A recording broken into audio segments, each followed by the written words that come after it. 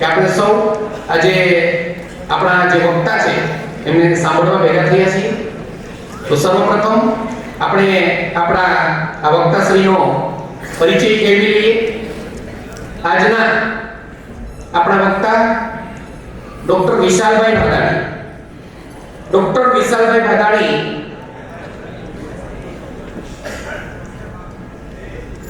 આ નામ પરિચયનું કોઈ મોહતાજ નથી. નામ પોતે જ એક ખૂબ મોટો પરિચય છે, છતાં પણ આપણને એમની વિશેષતાઓ, એમણે શું કાર્ય કર્યા છે એ ખબર હોવી જોઈએ. ડોક્ટર વિશાલભાઈ ભાદાણી સરદાર પટેલ યુનિવર્સિટી વલ્લભ વિદ્યાનગર, મહારાજા સયાજીરાવ યુનિવર્સિટી બરોડા અને મારવાડ યુનિવર્સિટી રાજકોટ આ વગેરેમાં આપે અંગ્રેજીના અધ્યાપક તરીકે સેવાઓ આપી છે. હાલ આપ Lok Bharati university for rural innovation Sanosara ખાતે પ્રો વાઇસ ચાન્સેલર તરીકે કાર્યરત છો.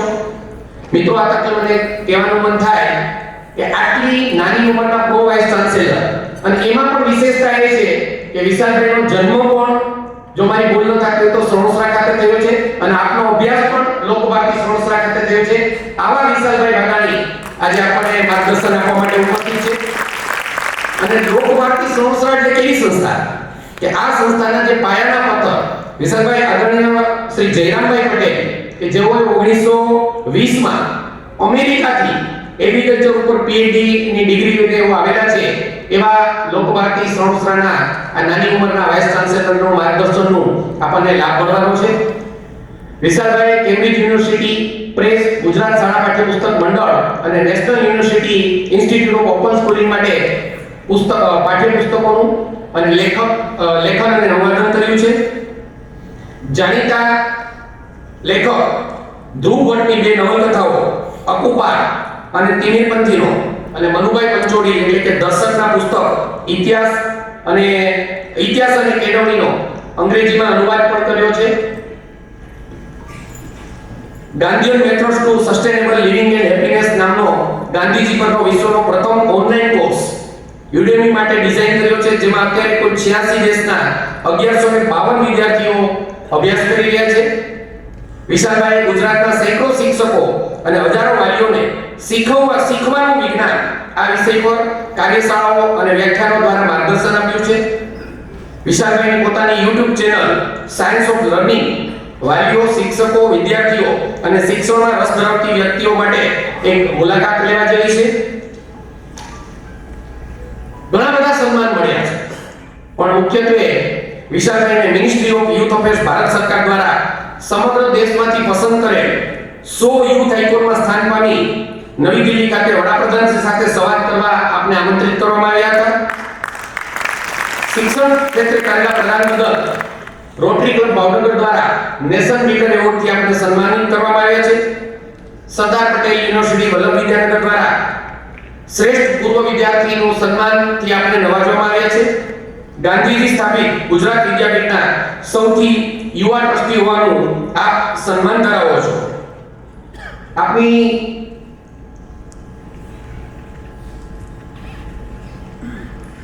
જે સ્વલિખિત કૃતિઓ છે, ફિક્શનલ વધામણા, ચપટી કજવાળું અને ન્યુરોમાર આ ખૂબ જ જાણીતા પુસ્તકો છે. અને જેમ મેં કહ્યું કે આપના દ્વારા ધ્રુવ ભટ્ટના બે પુસ્તકો કે જે અનુક્રમે ધ બ્લુ માર્બલ અને ધ પેઇન્ટિંગ્સ ઓફ ડાર્કનેસ આ બંને ગુજરાતી પુસ્તકોને અંગ્રેજીમાં અનુવાદ કર્યા છે.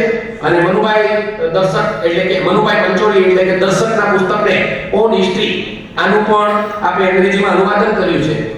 અને આટલું જ નહીં, આપણી બેંકમાં પણ વિશાલભાઈ બે વખત આપણા જે વાંચન પરબના જે મણકા આવે છે એમાં 68માં મણકા એટલે કે 17 જૂન 2023 ના રોજ 68માં મણકામાં આપણને પોતાના જ પુસ્તક વધામણા વિશે માર્ગદર્શિત કરી ચૂક્યા છે. અને 77મો મણકો જે 16 માર્ચ 2024 ના રોજ હતો એમાં ઓશોની બુક શિક્ષા પે ક્રાંતિ આ વિષય પર પણ આપણને માર્ગદર્શિત કરી ચૂક્યા છે. એવા ડોક્ટર વિશાલભાઈ ભાદાણી માટે એકવાર જોરદાર તાળીઓથી આપણે વિનંતી કરીશ ડોક્ટર વિશાલભાઈ ભાદાણીને કે મંચ પર પધારે. વક્તાશ્રીનું માર્ગદર્શન શરૂ થાય પહેલા આતિથ્ય સત્કાર એ આપણી સંસ્કૃતિ છે, તો વક્તાશ્રીનું અભિવાદન કરવા માટે હું વિનંતી કરીશ બેંકના chairman Shri Dineshbhai Pathak, board of મેનેજમેન્ટના ચેરમેન શ્રી સતીશજી ઉટેકર અને બેંકના સીઈઓ શ્રી શર્મા સાહેબને અત્રે પધારે અને ડોક્ટર વિશાલભાઈ બાગાણીને અભિવાદિત બહુમાનિત કરે. હા તો ફોન કરું. પધારો સર. હા.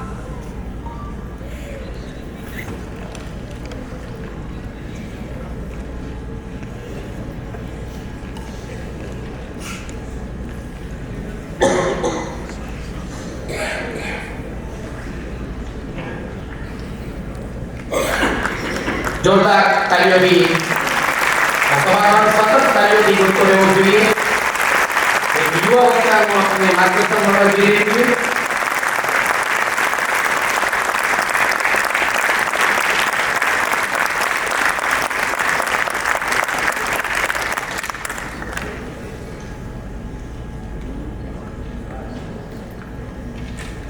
વિશેષ સમય નહીં લેતા વિનંતી કરીશ ડોક્ટર શ્રી વિશાલભાઈ બાગાણીને કે જેમના માટે આપણે આજે સૌ ભેગા થયા છીએ એ પોતાના વક્તવ્યથી આપણને સૌને મોટિવેટ કરે, માર્ગદર્શિત કરે.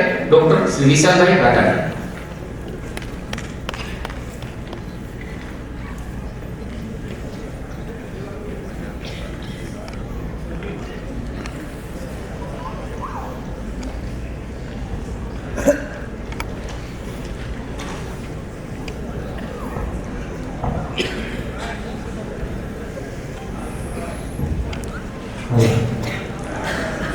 સૌ પ્રણામ. જય શ્રી કૃષ્ણ. આ સભામાં ઉપસ્થિત તમામ વડીલોને વંદન. આદરણીય ચેરપર્સન, વાઇસ ચેરપર્સન, તમામ હોદ્દેદારો અને આ બેંકના હાથપગ એવા આપ સૌ. રાજકોટ નાગરિક સહકારી બેંકની વેબસાઇટ ઉપર એક બહુ સરસ વાત લખી છે.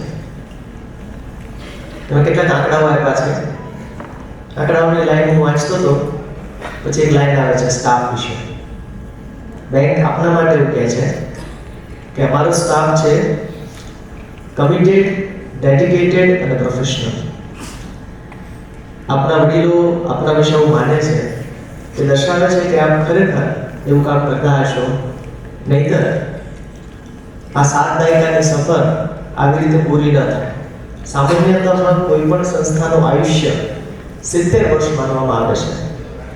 70 વર્ષે જો એ સંસ્થા ફિનિક્સ રીડલમાંથી પસાર થઈ અને કશુંક નવું ન કરે તો આવી અનેક સંસ્થાઓ ગુજરાતમાં, દેશમાં લગભગ મરવાની સ્થિતિ પર પહોંચી છે. ત્યારે આપ સૌને આ 73મા બર્થડે માટે હું આપ સૌને શુભેચ્છાઓ પાઠવું છું.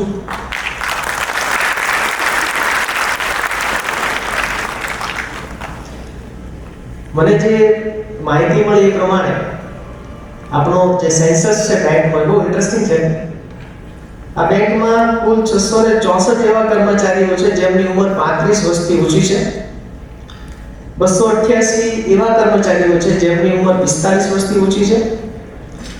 124 એવા કર્મચારીઓ છે જે 60 વર્ષથી નીચેના છે અને 19 કર્મચારીઓ એવા છે જે 60 વર્ષથી ઉપરના છે. એટલે લગભગ રાજકોટ નાગરિક સહકારી બેંકની અવસ્થા આપણા દેશ જેવી છે. આપણો દેશ અત્યારે દુનિયામાં સૌથી યુવા દેશ છે, એમ આપણી બેંક પણ એકદમ યુવા બેંક છે અને એકદમ બેલેન્સ બહુ સરસ મજાનું છે કે વડીલોનું માર્ગદર્શન છે, યુવાનોનો ઉત્સાહ છે. અને એક સરસ મજાની કાવ્ય પંક્તિ અત્યારે યાદ આવે છે કે નદીમાં પૂર માટે સ્થાનિક વાદળો પૂરતા નથી. નદીમાં પૂર માટે સ્થાનિક વાદળો પૂરતા નથી, ઉપરવાસમાં કંઈક વરસાદ જેવું જોઈએ. તો આપણા જે વડીલો છે બધા એ આપણા ઉપરવાસના વરસાદ છે. ખાસ આપણા ત્યાં બે ફોટોગ્રાફ મૂક્યા છે, એ બંનેની ઉપર હું ખાસ નોંધ એટલા માટે લઉં છું કે ખાલી ઉત્સાહથી કશું થતું નથી. આપણને સૌને પીઢ વડીલોનું માર્ગદર્શન જોઈએ છે અને આ બેંક જેમના ખભા પર છે એવા તમામ યુવાનો આ વાતને કાયમ પોતાની નજર સમક્ષ રાખે, પોતાના દિલ સમક્ષ રાખે, એવી મારી સૌને વિનંતી છે. એવું માનવામાં આવે છે કે આખી દુનિયામાં લગભગ 1% લોકોને ફાઇનાન્સમાં ખબર પડે છે. 1% લોકો. એટલે આજે હું આમ થોડો નર્વસ એટલા માટે છું, હું એ 1% લોકો સામે વાત કરવાનો છું. કારણ કે તમે બધા એક ક્રીમમાં આવો છો 1% પીપલ who understand finance. પણ હું આ અગાઉ વાત થઈ એમ ત્રીજી વખત નાગરિક સહકારી બેંકમાં આવું છું ત્યારે મને રાજા ભોજની વાત યાદ આવે છે. આપ સૌ જાણો છો રાજા ભોજ એવા રાજા હતા કે જેના નામને આગળ રાજર્ષિ વિશેષણ લાગતું. એક એવા રાજા જેનું કામ ઋષિ જેવું હતું. કેમ એવું કામ હતું ઋષિ જેવું? કારણ કે એ જ્ઞાન પીપાસુ હતા. આ રાજાના દરબારમાં કવિઓ, અભ્યાસીઓ, ઋષિઓ તો એકદમ બરાબરનો મેળો જામતો. સમૃદ્ધિ પણ હતી. એટલે આપણે ત્યાં કહેવત બોલાય છે ને, ક્યાં રાજા ભોજ ને ક્યાં. એટલા બધા સંપન્ન રાજા હતા. તો એક વખત લક્ષ્મીજી અને સરસ્વતીજીને એમ થયું કે જવાની પરીક્ષા કરી. એટલે બંને પ્રગટ થયા રાજા ભોજ સામે. અને રાજાને કહ્યું કે રાજન, લક્ષ્મી અને સરસ્વતી એક જગ્યાએ રહી શકે નહીં. તું અમારા બેમાંથી એકની પસંદગી કર. એટલે રાજાએ સહેજ પણ વિચાર્યા વગર કહ્યું કે માતાજી, જો સમજણ વગરની લક્ષ્મી હશે તો અંધ થશે અને અંધ કરશે. માટે મારી પસંદગી સરસ્વતી છે. આટલું કહી દીધું. ત્યારે લક્ષ્મીજી સ્મિત સાથે બોલ્યા કે રાજન, તમે ખરેખર રાજર્ષિ એટલા માટે છો કે જ્યાં સરસ્વતીનો વાસ છે ત્યાં લક્ષ્મી આપોઆપ આવે છે અને સવળા પગે આવે છે. મને એમ લાગે છે કે રાજકોટ નાગરિક સહકારી બેંકની આ બુકટોકની જે પ્રથા છે ને, એ દર્શાવે છે કે અહીંયા જે લક્ષ્મી આવે છે એ સવળા પગે આવે છે. એટલે આપ સૌને આ સરસ્વતીની આરાધના કરવા બદલ અને અન્ય બેંકોને રાહ ચીંધવા બદલ પણ હું દિલથી અભિનંદન આપું છું. મને ગમે છે કે આ દેશે હંમેશા સરસ્વતીની ઉપાસના કરી છે. હા, દિવાળી લક્ષ્મી પૂજન પણ થશે. અને મને ઘણી વખત એમ થાય કે તમારા હાથે કેટલી વખત પૂજાયેલી લક્ષ્મી આવતી હશે, કંકુવાળી નોટ આવતી હશે. અલબત્ત હવે એ વાત અલગ છે કે ટેલર મશીન આવી ગયા છે, પણ નહીતર તો આપણા કોકના હાથે પૂજાયેલી લક્ષ્મી આપણા હાથને અડે કેટલી પવિત્ર વાત છે. અહીંયા એક સરસ મજાનું સૂત્ર બોલાવ્યું, નાગરિક બેંક આપણી બેંક. મારે એક જ શબ્દ વિશે વાત કરવાની છે તમારી સૌ સાથે. આ કોઈ બી વસ્તુ આપણી ક્યારે થાય, સેન્સ ઓફ બિલોંગિંગ આવે કેવી રીતે? મિત્રો, એના માટે આપણે થોડું ઇતિહાસમાં જવું પડશે. આપણી બાયોલોજીમાં જવું પડશે, આપણી સોશિયોલોજીમાં જવું પડશે. માનવ જાતનો કુલ ઇતિહાસ તમે તપાસો અને લગભગ 70-80 હજાર વર્ષ પાછળ જાઓ તો શું મળે છે? તો કે માણસો, કીડીઓ, પક્ષીઓ આ બધાનું મહત્વ એક સમાન હતું. વ્યક્તિગત તાકાતમાં તો આજે પણ આપણે અનેક પ્રાણીઓ કરતા પાછળ છીએ. તો એવું શું થયું કે આજે આ પૃથ્વી પર કરોડો જીવની ઉપર માણસ રાજાની જેમ રાજ કરે છે? What is the secret ingredient? એ કઈ ખાસ વસ્તુ આપણા સૌમાં છે. આના બહુ બધા અભ્યાસ થયા અને તારણ બહુ મજાનું છે. એણે કીધું કે જે મેમલ્સ છે એવા જીવો છે કે જે પરસ્પર સહકાર દ્વારા કામ કરે છે. તો સહકાર દ્વારા તો કીડીઓ પણ કામ કરે, મધમાખી પણ કામ કરે. તો કીડીઓ અને મધમાખીઓની બેંક નથી, માણસોની બેંક છે. આવું કેમ? તો કે કીડી અને મધમાખીનો જે સહકાર છે એ રિજિડ છે, એકદમ જડ છે. તમે ક્યારે સાંભળ્યું મધમાખીના મૂળામાં ક્રાંતિ છે કે હવે રાણી માટે મત લાવવાનું બંધ, આપણું વ્યક્તિગત સ્ટાર્ટઅપ? એવું થતું નથી. તો કે માણસના સહકારમાં ખાસ વાત શું છે? તો કહે છે કે આ પૃથ્વી પર માણસ એક જ એવો જીવ છે જેના સહકારમાં ફ્લેક્સિબિલિટી છે, લવચિકતા છે. આ લવચિકતા આવે તો થાય શું? આપણે બધા એડજસ્ટ કરી શકીએ. ક્યારેક કોઈની બદલી રાજકોટ બ્રાન્ચથી વાંકાનેર બ્રાન્ચમાં થાય તો આપણે એડજસ્ટ કરીએ છીએ. હવે ગણગણાટ શરૂ થાય. બરાબર છે. જ્યારે મારો પરિચય આપવામાં આવે ને કોઈ એમ કે આ વક્તા છે ત્યારે મને આ ઓછું ગમે, કારણ કે હું ખાલી વાત કરવા નથી આવ્યો, હું સંવાદ કરવા આવ્યો છું. એટલે આપ સૌ સાથે જ્યારે મારી વાત વહેંચું છું અને આપ સૌનો થોડો પણ ગણગણાટ કે હોકરો ત્યારે મને ગમે કે હા, બે જીવતા વ્યક્તિઓ વાત કરી રહ્યા છે. એટલે આ એડજસ્ટમેન્ટ ક્વોલિટી છે ને ગજબ ક્વોલિટી છે. એક બહુ મોટા એન્થ્રોપોલોજિસ્ટ થયા માર્ગારેટ મીડ. એણે અમેરિકામાં પોતાના ક્લાસમાં વિદ્યાર્થીને પૂછ્યું કે બોલો માણસ સભ્ય થયો એ ઘટના કઈ? એટલે બધા વિદ્યાર્થીઓએ અલગ અલગ જવાબ આપ્યા. કોઈએ કીધું કે આગની શોધ થઈ ને ત્યારથી માણસ સભ્ય થયો કહેવાય. કોઈએ કીધું કે નહીં, જ્યારે માણસને કપડાં પહેરવાની ખબર પડી ને ત્યારથી માણસ સભ્ય થયો કહેવાય. કોઈએ કીધું નહીં, માણસ જ્યારે ખેતી કરતો થયો ત્યારે સભ્ય થયો કહેવાય. બધી ચર્ચાના અંતે અડધો પોણો કલાક પછી પ્રોફેસર કહે છે કે એવું છે, જંગલમાં કોઈ પણ પ્રાણીનું પગનું હાડકું ભાંગે પછી એ પ્રાણી જીવી શકે નહીં. કાં તો અન્ય પ્રાણીનો શિકાર થઈ જાય અથવા તો ભૂખ અથવા તરસથી મરી જાય. એ પ્રોફેસરે એમ કહ્યું, માર્ગારેટ મીડે એમ કહ્યું કે જ્યારે પહેલી વાર જંગલમાં કોઈ માણસનો પગ ભાંગ્યો હશે અને બીજા માણસે વિચાર કર્યો હશે કે આ માણસને અહીંયા રહેવા ન દેવાય, આને યોગ્ય જગ્યાએ લઈ જવાય અને સારવાર કરાય, એ ઘટનાએ આપણને સૌને સભ્ય બનાવ્યા. એટલે કે માર્ચ એન્ડિંગ ચાલતું હોય ત્યારે ખરેખર બેંક જોવા જઈ ગયો અને ચારે કોરથી માર્ચ એન્ડિંગ એમ ચાલતું હોય. માર્ચ એન્ડિંગ ચાલતું હોય, બાજુના ટેબલ પર કોઈ કર્મચારી આપણા સાથી બરાબર કામમાં ડૂબ હોય અને આમ અસ્તવ્યસ્ત થઈ ગયા હોય ને ત્યારે બાજુમાંથી કોઈ આવીને એમ કે હું મદદ કરું, ત્યારે એ માણસમાં જે સભ્યતાની શરૂઆત થયેલી ને એ ખરા અર્થમાં ખીલે.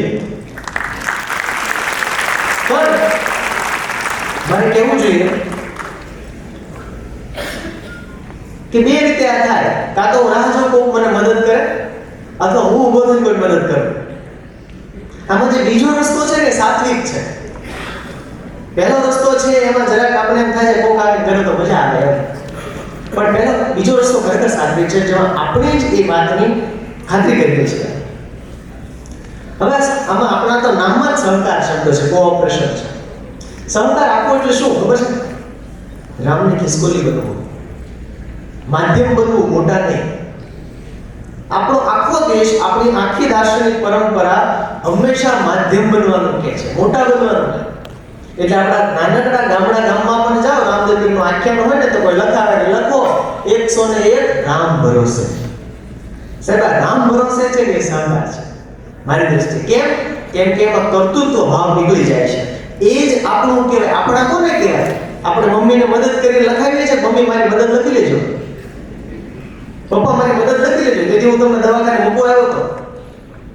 એ બહુ સરસ એવી મેં વાર્તા વાંચેલી કે એક છોકરાએ ટેબલ ઉપર લખવાનું શરૂ કર્યું કે હું મારી પથારી જાતે વાળું છું એના $2, મારા બૂટ લાઈનમાં મૂકું છું એના $5, એ મેં આથી બનાવતી ગયો, હોમવર્ક જાતે કરું છું એના $10. આ બધું લખતો હતો ને તો મમ્મી કામેથી પાછી આવીને એને ઉપરથી જોયા કરતી હતી કે આ બધો હિસાબ કરે છે છોકરો. પછી મમ્મી બાજુ બેસી ગયા બીજી નોટ લઈને 9 મહિના પેટમાં રાખ્યા, $2000 લેવાના નથી. તને છીપીટી થયું ત્યારે તને સાફ કર્યો, $2000 લેવાના નથી. સાહેબ ખરેખર તમે વિચારો જોઈએ, હનુમાન દાદા રામની મદદે ગયા હતા તો શું અપેક્ષાએ ગયા હતા?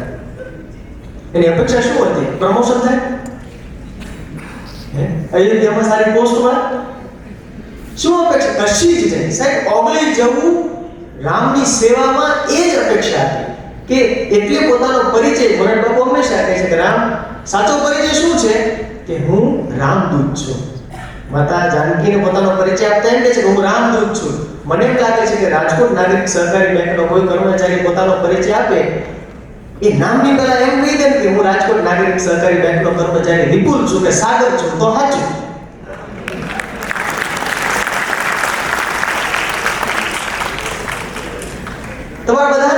તમે બધા જાણો છો, કમ્પ્યુટરનો ઉપયોગ કરો છો. ઉબુન્ટુ નામનો સોફ્ટવેર સિસ્ટમ છે, ઓપરેટિંગ સિસ્ટમ ઉબુન્ટુ. આ ઉબુન્ટુ શબ્દનો અર્થ એ થાય છે આફ્રિકન ભાષામાં આપણે છીએ એટલે હું છું. આપણે છીએ એટલે હું છું. હું છું એટલે બધું નથી. આ ભાવ આવે એટલે આપણાપણાની શરૂઆત થાય અને આપણા દર્શન શાસ્ત્રોમાં, આપણા પુરાણોમાં, આપણા જીવાતા જીવનમાં રામ ભરોસે સુધીની વાતોમાં રોજ આપણી સામે બનતી ઘટનાઓ છે. તમે કહેશો આનો મતલબ એમ થાય કે અમારો પગાર નહીં લેવાનો? ને લેવાના પગાર લેવાના. પણ એક પર બોક્સ નામનો સ્ટડી થયો 2000 કર્મચારીઓ ઉપર. એને પૂછ્યું કે તમે રોજ સવારે ઉઠીને કામે શું કામ જાઓ છો? Vote drives you? ટિફિન લઈને, બસ પકડીને, બાઇક લઈને, હેલ્મેટ પહેરીને કામે શા માટે જાઓ છો? 2000 લોકોએ જે કુલ કારણ આપ્યામાં 20 ની યાદી છે. એમાં સેલેરી છઠ્ઠા નંબરે છે.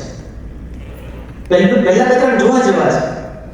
પહેલું કારણ મોટા ભાગના જે 2000 માંથી મેજોરિટી પહેલું કારણ એ આપ્યું કે હું જ્યાં કામ કરું છું ને ત્યાં એવા લોકો કામ કરે છે કે જેની સાથે મને કામ કરવું ગમે છે.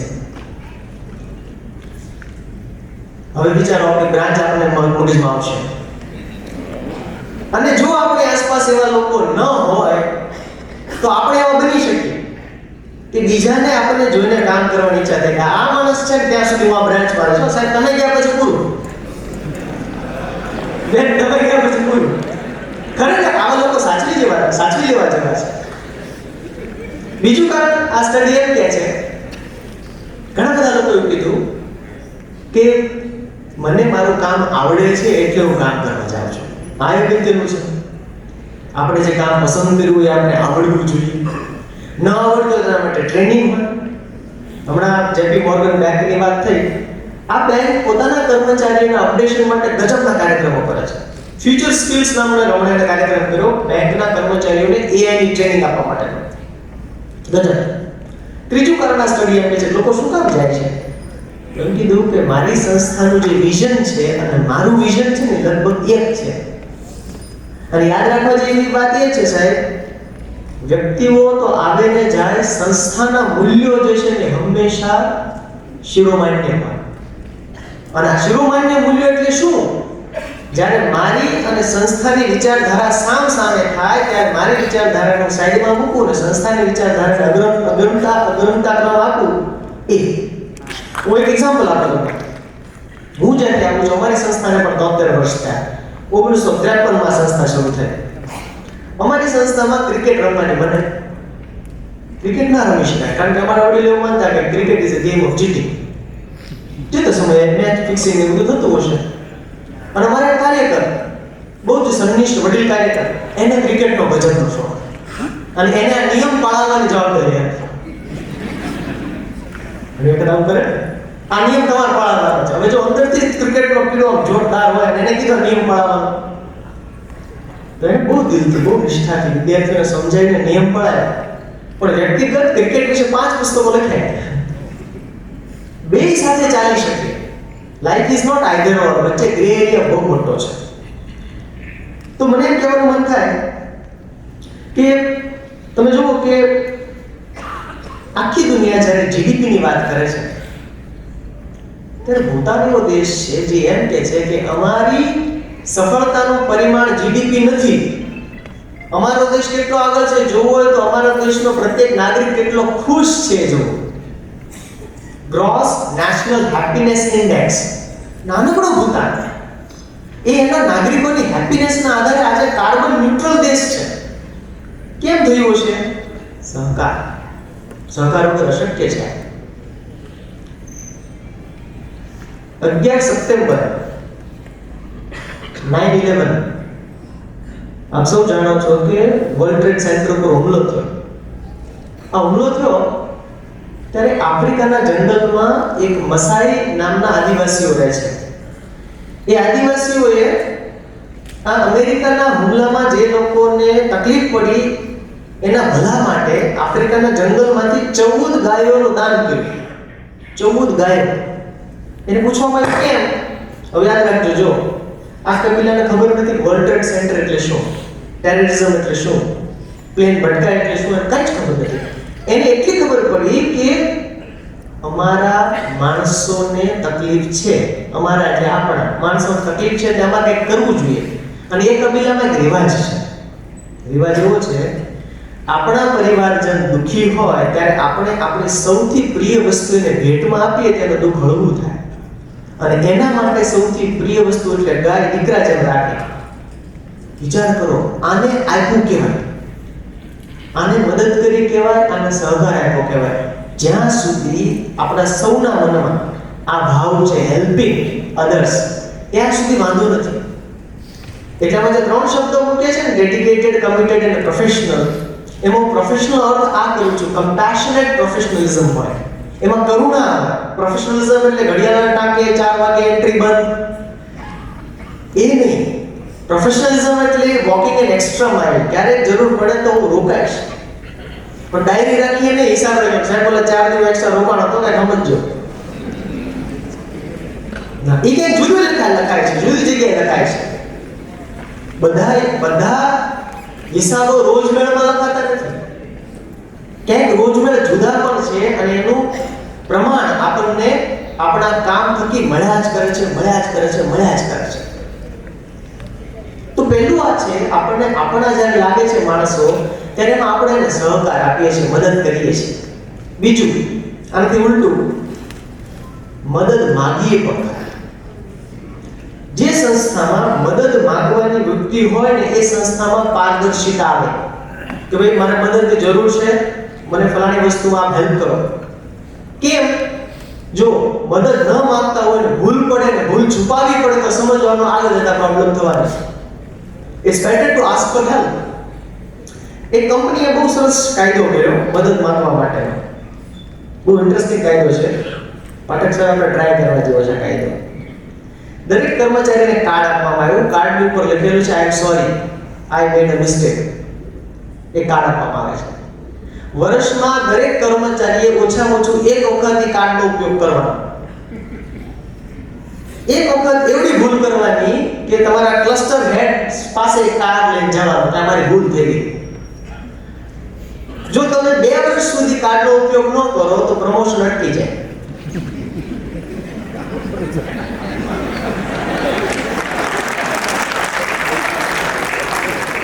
ત્રીજા વર્ષે તો ડિમોશન થાય. શું કામ? સાહેબ, ભૂલ કરવા માટે કેટલું બધું વિચારવું પડે. એમના પ્રયોગ કરવો પડશે, એક્સપેરિમેન્ટેશન કરવું પડશે. તમે સૌ જાણો છો ડિફ્યુઝન ઓફ ઇનોવેશનનો નિયમ છે. કોઈ પણ સંસ્થામાં 2.5 થી 3% લોકો ઇનોવેટર્સ હોય. એ સતત વિચારતા હોય, સતત કશું નવું એની પાસે આવ્યા કરતું હોય. 12 થી 13% લોકો અર્લી એડેપ્ટર્સ હોય, એટલે કે કોઈ બી વસ્તુ નવી આવે તો પહેલા એ ટ્રાય કરે. હમણાં આપણે જોયું 17 Pro Max રિલીઝ થયો તો લોકો વિદેશ સુધી ગયા. હવે 15 દીમાં આપણે ત્યાં મળવાનું જ હતું, પણ એને એક કિક મળે છે કે મેં પહેલા લીધું. મૂવી રિલીઝ થાય ફર્સ્ટ શો જોવાવાળા લોકો છે. આ 12-13% લોકો છે. 60% લોકો એવા છે જે ઓલા 12% લોકોને રાહ જોવે, પહેલા આપણે જોઈએ હતા. એનું શું થાય છે? અને 15% લોકો એવા છે જેની પાસે કોઈ પણ કામ તમારે પરાણે કરાવવું પડે અને એને દરેક વસ્તુ સામે વાંધો છે.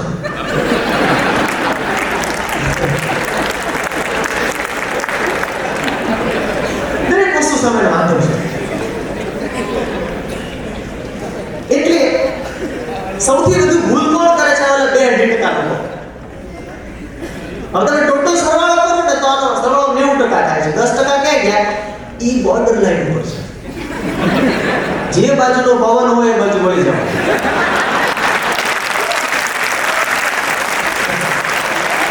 હવે મેનેજમેન્ટે શું કરવું પડે? મેનેજમેન્ટે એક વિશિષ્ટ પ્રકારની સાત્વિક ત્રીજી આંખથી જોયા કરવું પડે કે કઈ બ્રાન્ચમાં 2.5% વાળો કોઈ બેઠો છે કે એ ઇનોવેટર છે સર, એ ભવિષ્ય છે. જે સંસ્થામાં સહકારનું વાતાવરણ ન હોય, મદદ માંગવાનું વાતાવરણ ન હોય, મદદ આપવાનું વાતાવરણ ન હોય ને, ત્યાં 3 વસ્તુ ન થાય. ત્યાં પ્રયોગો ન થાય, ત્યાં ઇનોવેશન ન થાય, અને ત્યાં સકારાત્મકતા ના વિકસે. જો સકારાત્મકતા વિકસાવવી હોય, ઇનોવેશન વિકસાવવું હોય, એક્સપેરિમેન્ટેશન વિકસાવવું હોય, તો મે આઈ હેલ્પ યુ માત્ર કસ્ટમર ડેસ્ક ઉપર લખવાની વાત નથી. દરેક વ્યક્તિના ગળામાં હોવું જોઈએ મે આઈ હેલ્પ યુ. દરેક વ્યક્તિના ગળામાં હોવું જોઈએ. આ આપણી સામૂહિક મૂડી છે. આપ સૌ જાણો છો કે પહેલી બેંક લગભગ 1472 માં ઇટલીમાં શરૂ થયેલી. ઇનફેક્ટ બેંકો શબ્દ જ ઇટલીમાંથી આવ્યો છે. પહેલી મને લાગે છે કે જે થાપણ મુકાણી છે ને એ પૈસાની નહીં હોય, વિશ્વાસની હશે. પહેલી થાપણ એટલે જનવિશ્વાસ શબ્દ અહીંથી બોલાય કેટલો સરસ શબ્દ છે. આપણે કોકના પર વિશ્વાસ, કોના પર વિશ્વાસ મૂકી તમે વિચાર તો કરો. હું તમને બે ઓપ્શન આપું છું. તમારા ઘરમાં 4 વર્ષનું બાળક છે, તમારા બંને જણાએ ક્યાંક બહાર જવું છે, કોકના ભરોસે બાળક મૂકીને જવાનું છે. બે ઓપ્શન છે તમારી પાસે. પહેલો ઓપ્શન, તમારી જ્ઞાતિની એક છોકરી છે 20 વર્ષની, એક્સટર્નલ કોલેજ કરે છે અને ઘરે બેઠી છે, તમારી સોસાયટીમાં જ રહે છે, એને બાળક છે પણ કોઈ એબીસી ખબર નથી. અથવા તો એક સાવ અજાણી વ્યક્તિ છે, બાળક છે એનો 20 વર્ષનો અનુભવ છે, સાવ અજાણ, કોઈને મળ્યા જ નથી, કોઈ કે આમ અમસ્તો રેફરન્સ આપેલો છે, તો તમે કોને બાળક સોંપો? આપણી જ્ઞાતિની 20 વર્ષની છોકરીને. કેમ? આપણી જ્ઞાતિની છે એમ. આ આપણાપણાનો ભાવ ક્યારે આવે સાહેબ? નાગરિક બેંક, આપણી બેંક ક્યારે આવે? મારું એક નમ્ર સૂચન છે, હું નાનો છું સૂચન કરવા માટે, મારું એક નમ્ર સૂચન છે. આપણે પરિવારમાં કોઈને સર મેડમ કહીએ છીએ, પપ્પાને સર કહીએ છીએ, મમ્મીને મેડમ કહીએ છીએ, તો રાજકોટ નાગરિક સહકારી બેંક એના 73મા સ્થાપના દિવસે એવો નિર્ણય કરી શકે કે આપણે આપણા કર્મચારીઓને ભાઈ કે બેન કહીને બોલાવશું. સાહેબ, પ્રોફેશનલિઝમમાં ગુડ મોર્નિંગ ને હાઉ આર યુ કહી દીધું. એક વખત પૂછી જુઓ, ભાઈ બાની તબિયત કેમ છે? બેન તમારા બાબાનું એડમિશન થતું હતું, વાત ચાલતી હતી, થઈ ગયું? આ વાત શરૂ થાય ને સાહેબ, પછી તમારે એક્સ્ટ્રા ટાઈમ માટે રોકાવા માટે ઈમેલ ન કરવો પડે. ઈમેલની જે પહેલા થાય, ઈમેલ તો ફોર્માલિટી છે. આખોથી આપણે ખબર પડી જાય કે આને કંઈક તકલીફ છે. હું જે સંસ્થામાં જાઉં છું સાહેબ, એ સંસ્થામાં આજ સુધી કોઈ પણ શબ્દ આ સર મેડમ કશું બોલાતો જ નથી. અમારા વાઇસ ચાન્સલર હોય તો એ પણ ભાઈ છે, મોટી ઉંમર હોય તો કાકા છે, એનાથી મોટી ઉંમર હોય તો દાદા છે. તો મને તરત કહેવા મતલબ આપણા પાટણ દાદા ન કે સાહેબ, સર અને મેડમ એ બ્રિટિશ મેન્ટાલિટીમાંથી આવી વિચારધારા ધરાવતી, જેના મૂળમાં ભારતીય દર્શન છે, એ કંઈક પહેલ કરે એટલે પાછળ જોજો લાઈન થશે. આ કરવા જેવું કામ છે, શુભ કામ છે. એટલે જે પાઠક સાહેબ કહેતા હતા ને, વ્યવહાર. આપણે ત્યાં સૌરાષ્ટ્રમાં ઘણી બધી એવી હોટલ છે, આમ પાલાવાડ રોડ ઉપર, નવા 150 ફૂટ રિંગ રોડ ઉપર નીકળો તો કેટલી બધી હોટલ એ મળશે તમને કે જ્યાં પીરસતા તમને ભગવાન કહે, ભગવાન આવો. આવી રીતે હોટલમાં ગયા છે, ભગવાન આવો. શું કહે છે એ સાહેબ? શું કહે છે? એ કહે છે કે તમે મારા છો, હું તમારો છું. આ જે ગિવ એન્ડ ટેક નથી, આ વેપાર નથી, માનવીય સંબંધો છે. તો પરિવારમાં જો આપણે પરિવાર કહેતા હોઈએ, નાગરિક બેંકને આપણે આપણી માનતા હોઈએ, તો આજથી જ એક વખત દિલથી એકબીજાને, અને એમાં સૌથી પહેલું કામ તો સિનિયર મેનેજરોએ કરવું પડશે. એટલે ઘણી વખત એમની જ અપેક્ષા હોય કે હું ઓફિસમાં આવવાનું તો ઊભું ના છું. સાહેબ, તમે સ્ટેનફોર્ડ, હાર્વર્ડ, MIT ના બધા વિડીયોઝ જોયા છે, એના વિશે વાતો સાંભળી છે. તમે જોશો ક્યારે એ લોકો કેટલા વર્ષોથી આ બધામાં નીકળી ગયા છે, ફોર્માલિટીઝમાંથી નીકળી ગયા છે. અસલ વસ્તુ શરૂ થાય જ્યારે દિલની ડીલ થાય. આપણે દિલની ડીલ નથી કરતા. લેટર ક્યાં છે? લાવો. એક બેંકમાં વર્ષો પહેલાની વાત છે, સર્ક્યુલર આવ્યો, અને એ વખતે એવું હતું કે સર્ક્યુલર હિન્દીમાં આવે, એટલે બધી જગ્યાએ હિન્દીમાં સર્ક્યુલર આવે. તો મેનેજરે કીધું કે એ વખતે બેંકમાં ઝેરોક્સ મશીન પણ નહોતા, તો પહેલા કહ્યું કે બહારથી તમે ઝેરોક્સ કરાવ્યો હતો? તો પેલો જે ભાઈ હતો એને કીધું કે સર, બહાર હિન્દીમાં ઝેરોક્સ કરતા હશે.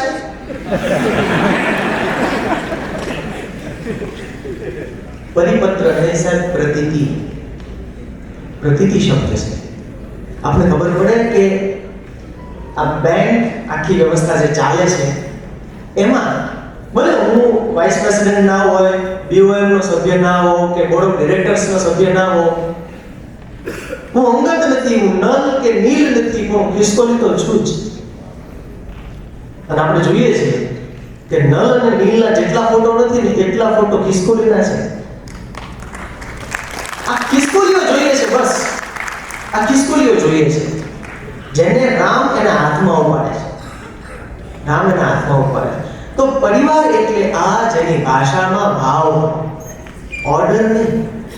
જ્યાં ભાવ છે ત્યાં ઓર્ડર કરવાની જરૂર નથી. ત્રીજી વસ્તુ જે આપણને સૌને મજા કરાવે છે એ શું છે? શેરિંગ. આજે બહુ સૌથી વધુ વ્યથિત જો કોઈ વર્ગ હોય ને તો 9 to 6 જોબ કરતો વર્ગ છે. સૌથી વધુ વ્યથિત એટલા માટે છે કારણ કે ઘરમાં વડીલો છે એને સાચવવાના છે, બાળકો મોટા કરવાના છે, એમાં જેન ઝી આવી ગયા છે, એને સંભાળવાના છે, ઓનલાઈન રહેવાનું છે. નહીતર સમાજમાં આપણે માર્કેટમાં ના કહેવાય. લોન લીધી છે બે એટલે જોબને ગમાડવાની પણ છે. એવું જોક છે, HR નો એવો જોક છે અલ્પેશભાઈ. HR નો એવો જોક છે કે જો તમને તમારી જોબ ન ગમતી હોય ને તો હોમ લોન લઈ લો. પછી કહે છે તમને તમારા બોસ નો ગમતા હોય તો કાર લોન લઈ લો. આ બંનેના હપ્તા આવશે એટલે બે ગમવા લાગશે. તો સાહેબ ફેમિલી એટલે હેપી શેરિંગ. એવો સમય હોય કે જેમાં હેપી શેરિંગ થાય. એક લ્યુસી નામનું ફિલ્મ છે, બધા જોજો, બહુ સરસ ફિલ્મ છે. આ લ્યુસી ફિલ્મમાં એક હિરોઈન યુવતી છે, એને ગુંડા પકડે છે અને એના શરીરમાં ઓપરેશન કરીને 2 કિલોની ડ્રગ્સની થેલી નાખી દે છે અને પછી એને સ્મગલિંગ કરવાનું છે છોકરીને. ઘટના એમ કરે છે, છોકરી એમનાથી બચાવવા ઓપરેશન થઈ જાય પછી ભાનમાં ગુંડા જોડે લડે છે અને લડવામાં એક ગુંડો એને પેટમાં પાટું મારે છે. એટલે પેલી જે ડ્રગ્સની થેલી છે ને ફાટી જાય છે. સામાન્ય સંજોગોમાં આ છોકરીનું મૃત્યુ થવું જોઈએ કારણ કે 2 કિલો ડ્રગ્સ ગળમાં ભરે એટલે માણસ મરી જાય. પણ થાય છે ઊંધું. એ છોકરીની બ્રેનની કેપેસિટી વધવા લાગે છે. 5%, 10%, 50, 60, 70, 80, 90, 95 અને બ્રેનની કેપેસિટી વધે એટલે એ અદ્ભુત વસ્તુઓ કરી શકે છે. ભગવાન જેટલું સામર્થ્ય એનામાં આવી જાય છે. આ છોકરી 99% પહોંચે છે ત્યારે એના શિક્ષકને પૂછે છે કે સાહેબ મારે શું કરવું જોઈએ? એનો જવાબ સાંભળવા જેવો છે. શિક્ષકનો જવાબ સાંભળવા જેવો છે. શિક્ષકે એમ કીધું કે તારે એ કરવું જોઈએ કે જે અત્યાર સુધીમાં તમામ મહાન લોકોએ કર્યું છે. તો કે મહાન લોકોએ શું કર્યું? પોતાની પાસે જે છે એ બધામાં વહેંચી દે. જ્યારે આપણી પાસે કોઈ એવી ટેકનિક, કોઈ એવું નોલેજ, કોઈ એવું જ્ઞાન આવે છે અને આપણને પહેલો વિચાર આવે છે મારી બ્રાન્ચના 6 લોકો મારા કેવું છે, તો સમજવાનું તમારી બેંકની 5મા નંબરથી 4થા નંબરની યાત્રા શરૂ થઈ ગઈ. આ વહેંચવાથી થાય છે. સોશિયલ મીડિયા શું કરે છે? લાઈક કીजिए, શેર કીजिए, સબસ્ક્રાઇબ કીजिए. લાઈક તો બધાને ગમે છે પણ ત્યાંથી પતતું નથી. શેર કરો. આ દુનિયામાં પૃથ્વીની ઉત્પત્તિથી માણસ જાતની ઉત્ક્રાંતિનો આપણે અભ્યાસ કરીએ છીએ તો કઈ વસ્તુ કન્સિસ્ટન્ટ છે? આ વસ્તુ છે. આપણે આપવું ગમે છે. અરે સારા જોક આવે છે તો આપણે તો ગોતીએ છીએ ગ્રુપ. સારી રીલ આવે તો આપણે ગોતીએ કે આ કોને મોકલું. તો આ જે છે એ બધાનું છે. આ ભાવ વધતો જાય તો આપણાપણાની ભાવના વધતી જ જાય. એમાં કોઈ શંકા નથી. ચોથી વસ્તુ મને જે લાગે છે કે ભરોસો જ ભવ્યતા છે. આ ભરોસો એટલી બધી ગજબની વસ્તુ છે કે એના વિશે જેટલું આપણે કામ કરીએ એટલું ઓછું. તમે જરા કલ્પના કરો બધા જ કે ક્યારેક બહુ મોટી મુસીબત આવી જાય તો પહેલો ફોન કોને જાય છે? એ વ્યક્તિ તમારી ભરોસાની વ્યક્તિ છે. અને વિચાર કરો એવું એ વ્યક્તિમાં શું છે કે તમે રાત્રે 2:30 વાગે પણ એને ફોન કરી શકો ને જવાબ આવે, ફોન ઉપડે છે. અને એ પણ વિચારી જુઓ કે આપણે જેવું કોઈ છે નહીં. તો એનો અર્થ એ પણ થાય કે આપણે કોઈનો વિશ્વાસ કમાણા નથી. આપણે ફેસબુક ઉપર 5000 મિત્રો કરી દીધા પણ કોઈનો એવો વિશ્વાસ કમાણા નથી કે 2:30 વાગે મને ફોન આવે. આ વિશ્વાસ કમાવાય કેવી રીતે? સાહેબ આખી દુનિયામાં જેટલા બિઝનેસ છે એમાંનો 95% બિઝનેસ ફેમિલી સ્ટાર્ટેડ બિઝનેસ છે. ટાટા હોય, રિલાયન્સ હોય, 95%. એટલે એક વ્યક્તિ બિઝનેસ શરૂ કર્યો, હવે દીકરા સુધી બિઝનેસ પહોંચે કેટલા ટકા? 70. એના પૌત્ર પાસે માત્ર 12%. કેમ આવું થયું? આમ અગત્યની વાત એ છે કે જે પેઢીએ બિઝનેસ સ્ટાર્ટ કર્યો એ પેઢીને બરાબર ખબર હતી વાય આ શું કામ કરીએ છીએ એને બરાબર ખબર હતી. નેક્સ્ટ પેઢીમાં એને ટ્રાન્સફર કર્યું, થોડું ટ્રાન્સમિશન લોસ પણ ગયો, પણ નેક્સ્ટ પેઢી સમજી કે આ દાદા એટલા માટે કરેલું, પપ્પા એટલા માટે કરેલું. પણ ત્રીજી પેઢીમાં સમહાવ ટ્રાન્સલેટ થતું નથી, એટલે મેં કહ્યું સંસ્થાનું આયુષ્ય 70 વર્ષ.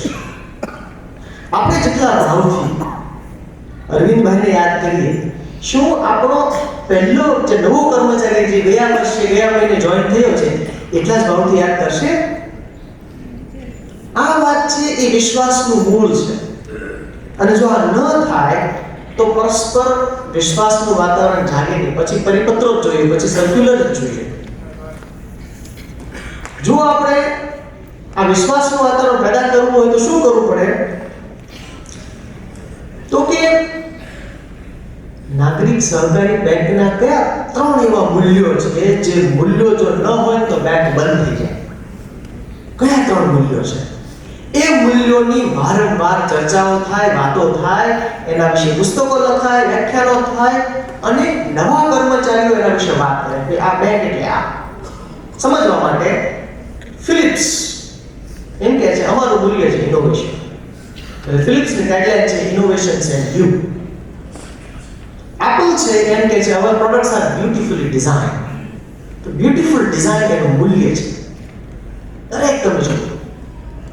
હવે આજે જે આપણને મૂલ્ય મળે છે એ આપણી બેંક છે. હવે જ્યારે આપણી બેંક કહેતા હોય તો શરૂઆત કેવી રીતે થાય? આપણી બ્રાન્ચ એટલી સ્વચ્છ, સુઘડ અને સુંદર હોય કે લક્ષ્મી આવે પણ સાથે નારાયણ પણ આવે. ત્યાંથી શરૂઆત થાય. તો મને એમ લાગે છે આપણી જેટલી બ્રાન્ચીસ છે એનું પહેલું કામ આપણે એ કરીએ એની શ્રી એટલે કે શોભા. આપણે શ્રી લખીએ ને, શ્રી સભા, શ્રીનો અર્થ થાય શોભા. કઈ વસ્તુ છે જે આપણી બ્રાન્ચની શોભા છે? તો મૂલ્ય એટલે શું?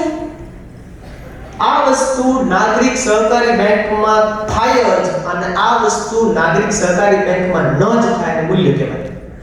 Standard, Rolls Royce, Harley Davidson, standard, JP Morgan for that instance, standard.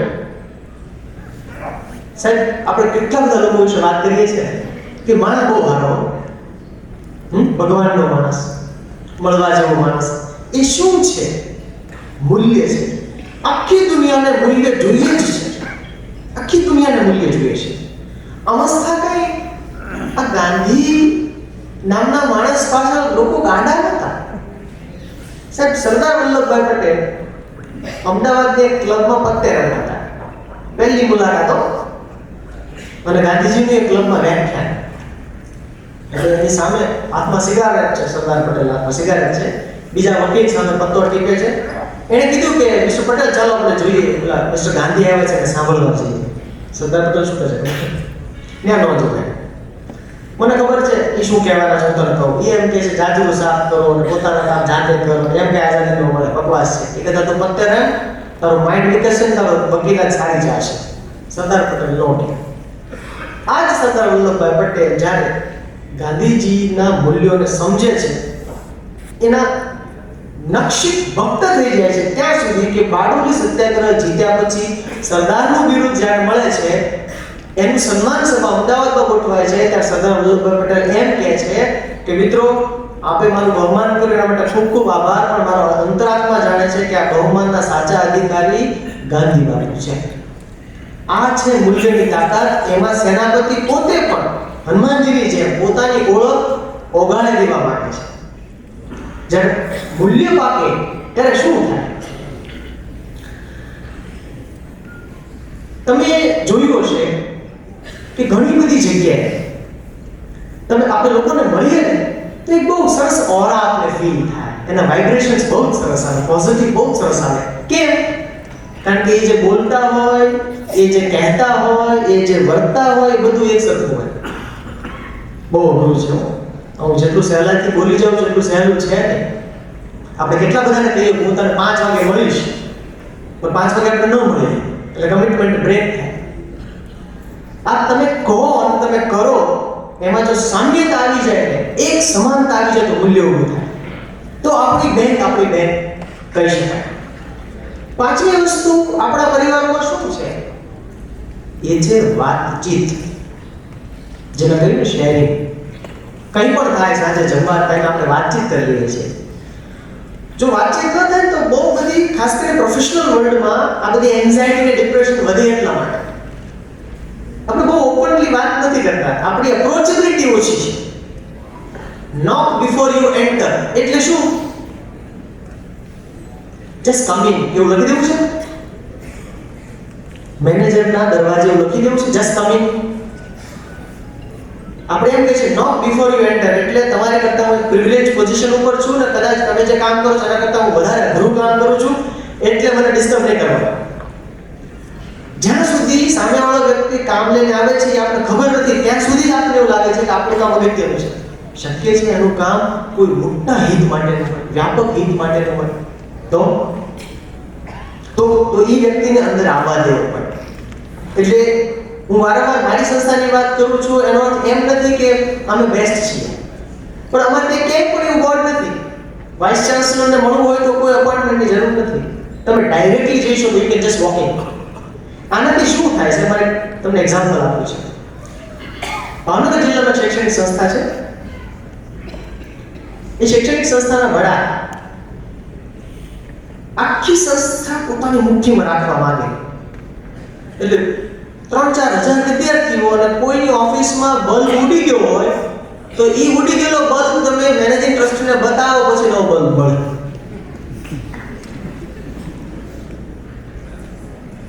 આટલી બધી આમ પકડી રાખવાની વૃત્તિ ત્રાસ થઈ ગયો બધાને. અને એમાં સંસ્થામાં એક મોટી મુસીબત આવી. એક 11મા ધોરણની છોકરી સુસાઇડ કરી લીધું સ્કૂલમાં. આ સમયે સમજો, આ સમયે સંસ્થાનો સ્ટાફ સંસ્થાની સાથે ઊભો નહોતો, સંસ્થાની સામે ઊભો હતો. કેમ? કારણ કે જ્યારે આપણે નાના નિર્ણયો લેવાની સત્તા જે તે વ્યક્તિમાં વહેંચતા નથી, ડિફ્યુઝ કરતા નથી, તો એ વ્યક્તિને એ કામ પોતાનું લાગે કેવી રીતે? એસી શરૂ કરું કે બંધ કરું એ માટે જો હેડ ઓફિસનો ફોન કરવાની જરૂર પડતી હોય તો સમજવાનું કે વિકેન્દ્રીકરણ નથી થયું. 21મી સદીના ઘણા બધા નામો છે, એમાંનું એક નામ છે એરા ઓફ ડીરેગ્યુલરાઇઝેશન. બહુ બધી કંટ્રોલ કરવાની જરૂર નથી. વિશ્વાસ મૂકીએ. હા, વિશ્વાસ મૂકીએ ત્યારે એમાં એક શરત એ છે કે વિશ્વાસ ભંગ થશે, પણ બહુ બધી વાર નહીં. તો આપણા કર્મચારીઓ સંસ્થાની સામે છે કે સાથે છે એ નક્કી ક્યારે થાય? આપણા રોજબરોજના વ્યવહાર. આપણે એને કેટલી સ્વતંત્રતા આપીએ છીએ. નહીંતર આપણને જે સ્ટ્રેસ છે, જે અજંબો છે એ જ છે કે હું આ નિર્ણય લઉં ન લઉં, આ લઈશ તો આ શું કહેશે, આ નિર્ણય લઈશ તો આ શું કહેશે, એટલે પ્રશ્નો થાય. તો સંસ્થા ઉપર મુસીબત આવે અને બધા સંસ્થાની સાથે ઉભા રહે. ઉદાહરણ તરીકે તાજ હોટલ, તમે બધા જાણો છો. તાજ હોટલ ઉપર જ્યારે હુમલો થયો આતંકવાદીનો, ત્યારે એક પણ કર્મચારી એના જે ગ્રાહકો હતા એની સુરક્ષાની ચિંતા કર્યા વગર પહેલો બહાર નહોતો નીકળ્યો. આને કહેવાય મૂલ્ય. કઈ તાકાત છે ટાટામાં! એનો કેસ સ્ટડી વાંચવા જેવો છે. અદ્ભુત એને વાતો કરી છે કેસ સ્ટડી. અમે કર્મચારીની પસંદગી કેવી રીતે કરીએ છીએ. પણ હવે તો બહુ એવો સમય આવી ગયો છે કે જેમાં પેપર ક્વોલિફિકેશન્સ દિવસે ને દિવસે ઓછી મહત્વની થઈ ગઈ છે. વોટ મેટર્સ ઇઝ સારા માણસ. એટલે તમે જો કે સિનિયર ભેગા થાય તો હંમેશા એ ચર્ચા કરતા હોય, કોઈ સારો માણસ હોય આપણે જોઈએ છો. જેમ કે ભાઈ સારો એકાઉન્ટન્ટ છે, સારો કેશિયર છે, સારો ફિલ્ડ ઓફિસર છે, પણ સારો માણસ છે એની ખબર નથી તો ન જાય. ફિલ્ડ ઓફિસરને બહુ બધા મજાના અનુભવ થાય અને લોકોને પણ બહુ મજાના અનુભવ થાય. એક વખત એક ફિલ્ડ ઓફિસર પશુઓની લોન અપ્રૂવ કરે ને એ માટે બિચારા પહેલી વાર ગયા અંતરિયાળ ગામડાનો બહુ અનુભવ નહીં. એટલે ખાટો ડાળીને ખેડૂતના ભળે એમ બેઠા, પશુ લોન અપ્રૂવ કરવાની હતી એમને. તે એને જોયું કે આ ગાયને શિંગડા કેમ નથી. એટલે પહેલા કીધું કે સાહેબ એમાં એવું હોય કે શિંગડા છે ને એકાદું ભાંગી ગયું હોય ને તો બીજો મેં કાઢી નાખીએ, પાક થાય, આ બધા શીંગડા ન હોવાના કારણો આપ્યા. પછી શાંતિથી કીધું કે એ ગાય નથી, ઘોડી છે.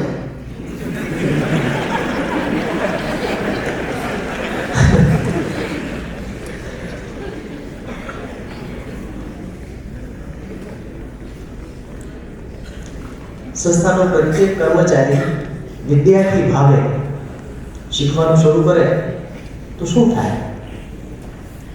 મારે તમારું જે ધ્યાન જે તરફ દોરવું છે એ તરફ દોરવું છે.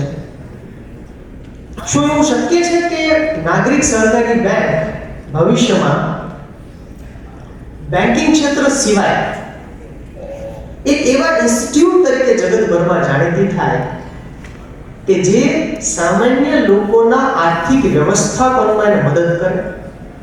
આખરે બેન્કિંગ ક્ષેત્રનો જન્મ શા માટે થયો? મૂળ ઉદ્દેશ શું છે? આ બહુ પાયાનો પ્રશ્ન છે. હું એમ કહું છું કે સ્થાપના દિવસ જે પણ સંસ્થાનો જે દિવસે હોય ને ત્યારે મુખ્ય ચર્ચા આ જ હોવી જોઈએ કે આપણે શા માટે બેંક શરૂ કરેલી વાત? આપણે આપણા ઉદ્દેશ પ્રમાણે ચાલીએ છીએ, બરાબર ચાલીએ છીએ? ઘણી બધી વખત ખબર રહેતી નથી. એક વખત મેં ગણિતના શિક્ષકોના સંમેલનમાં પૂછ્યું કે ગણિતનો જન્મ શા માટે થયો? તે એક સાહેબ દાખલા લેવા. ગણિતનો જન્મ બ્રહ્માંડના કોયડા ઉકેલવા માટે થયો છે. એમ બેન્કિંગ ક્ષેત્રનો મોટો કોયડો કયો છે? મોટો કોયડો છે સામાન્ય લોકોની આર્થિક વ્યવસ્થાપનમાં મદદ કરવી. That's it. પૂર્ણ વિરામ. જરૂરી નથી કે અત્યારે જે સિસ્ટમથી ચાલે છે એ જ સિસ્ટમથી મદદ થાય. It could B something new. ભવિષ્ય શાસ્ત્ર તો એવું કહે છે કે ફ્યુચરમાં કરન્સી ટેક્સ નીકળી જશે, ઇન્ફોર્મેશન ટેક્સ આવશે. તો શું આપણી બેન્કિંગ વ્યવસ્થાઓ અત્યારે એના માટે તૈયારી કરી રહી છે? યુનિવર્સલ બેસિક ઇન્કમનો કોન્સેપ્ટ આવી રહ્યો છે. દરેક વ્યક્તિના ખાતામાં મહિને નિશ્ચિત અમાઉન્ટ જમા થઈ જાય, એને કામ કરવાની જરૂર નહીં, ખાલી કોઈને નડવાનું નહીં. મોટી વાત છે સાહેબ, નહીં નડવું. તો યુએસબી છે, યુનિવર્સલ બેસિક ઇન્કમ, યુબીઆઈ છે. આ નવા કોન્સેપ્ટ જે આવી રહ્યા છે એને વિદ્યાર્થી ભાવ આપણે શીખી શકીએ.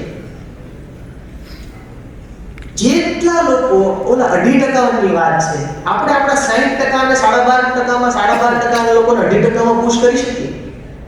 તો ફ્યુચરમાં એવું થશે કે મને એમ લાગે છે કે આ 1 થી 5 ની રેસમાંથી પણ આપણે નીકળી જઈશું. આપણી કોમ્પિટિશન કોઈ સાથે નથી, કારણ કે આપણે બહુ મોટા ઉદ્દેશ માટે કામ કરી રહ્યા છીએ. હનુમાનજીનો ઉદ્દેશ એ હતો કે રાવણે જે કર્યું એ ટેકનિકલી અનૈતિક છે, ખોટું છે. કોઈ પણ એની પત્નીને ઉઠાવી એ ખોટું છે. અત્યારે ભગવાન રામ છે, પણ કોઈ પણ આવું કરશે તો હું એ કોઝ માટે લડીશ. આ મોટું ચિત્ર છે સાહેબ. સ્ટીવ જોબ્સની આત્મકથા વાંચો, એને એમ કીધું મારું કામ છે આ યુનિવર્સમાં નાનકડો લિસોટો પાડવો. ફોન શોધવો નહીં, મેકબુક બનાવવું નહીં, આઈટ્યુન બનાવવી નહીં, યુનિવર્સમાં લિસોટો પાડવો. જ્યારે આપણે મોટા ચિત્ર માટે કામ કરતા હોય ને મોટા ઉદ્દેશ માટે કામ કરતા હોય ને તો નાની નાની ખટપટો ઓગળી જાય. મેનેજરને ફરિયાદ ન થાય, કીધી ઓલા ભાઈ મારા કાતર મારતા ગયા કહી દીધું, હું જાઉં પછી મારી વાતો કરે છે. ગયા વર્ષે પૂજ્ય મોરેલ બાપુની કૃપાથી મને નોર્વે જવાની તક મળી. નોર્વેમાં કથા હતી, અમે લોકો ત્યાં ગયા. તમે સૌ જાણો છો કે નોર્વે છે ને એ હેપીનેસ ઇન્ડેક્સમાં ટોપ 10 માં દર વર્ષે હોય. તો અમને એમ થયું કે શું કારણ છે? આ નોર્વે એટલો બધો ખુશ છે ને કઠણાઈ બધી આપણી બાજુ જ કેમ છે? તો અભ્યાસ કર્યો, 2 અઠવાડિયે ત્યાં રોકાયા અને જે તારણ મળ્યું એ ગજબ છે. તારણ એવું મળ્યું કે ત્યાંના લોકો પરસ્પર નિંદા કરતા નથી. વિચાર કરો, કોકની કુથલી ન કરવા માટે કેટલો પરસેવો પાડવો. આપણે ઉર્જાના કેન્દ્રમાં એ વ્યક્તિને લાવવી પડે, બધું કામ પડતું મૂકીને એના વિશે કેટલું વિચારવું પડે, ત્યારે કોકની નિંદા થાય. મારું પહેલું સજેશન મેં આપ્યું કે આપણે નાગરિક સહકારી બેંકમાં ભાઈ અને બેન કેને બોલાવીએ. મારું બીજું નમ્ર સૂચન એવું છે કે આવતા સ્થાપના દિન સુધી આપણે આ વર્ષને નો નિંદા યર તરીકે ઉજવીએ. કોઈ એકબીજા નિંદા નહીં કરે.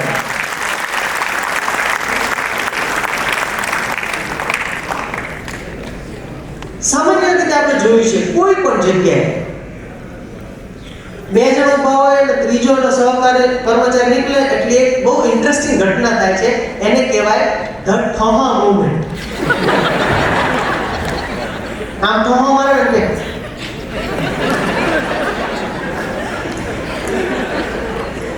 આ જેથી બનતી ને સાહેબ તેથી આપણે મોટું ચિત્ર દેખાય કે હા અમે આના માટે છીએ. અસલ ગોલ તો એ છે.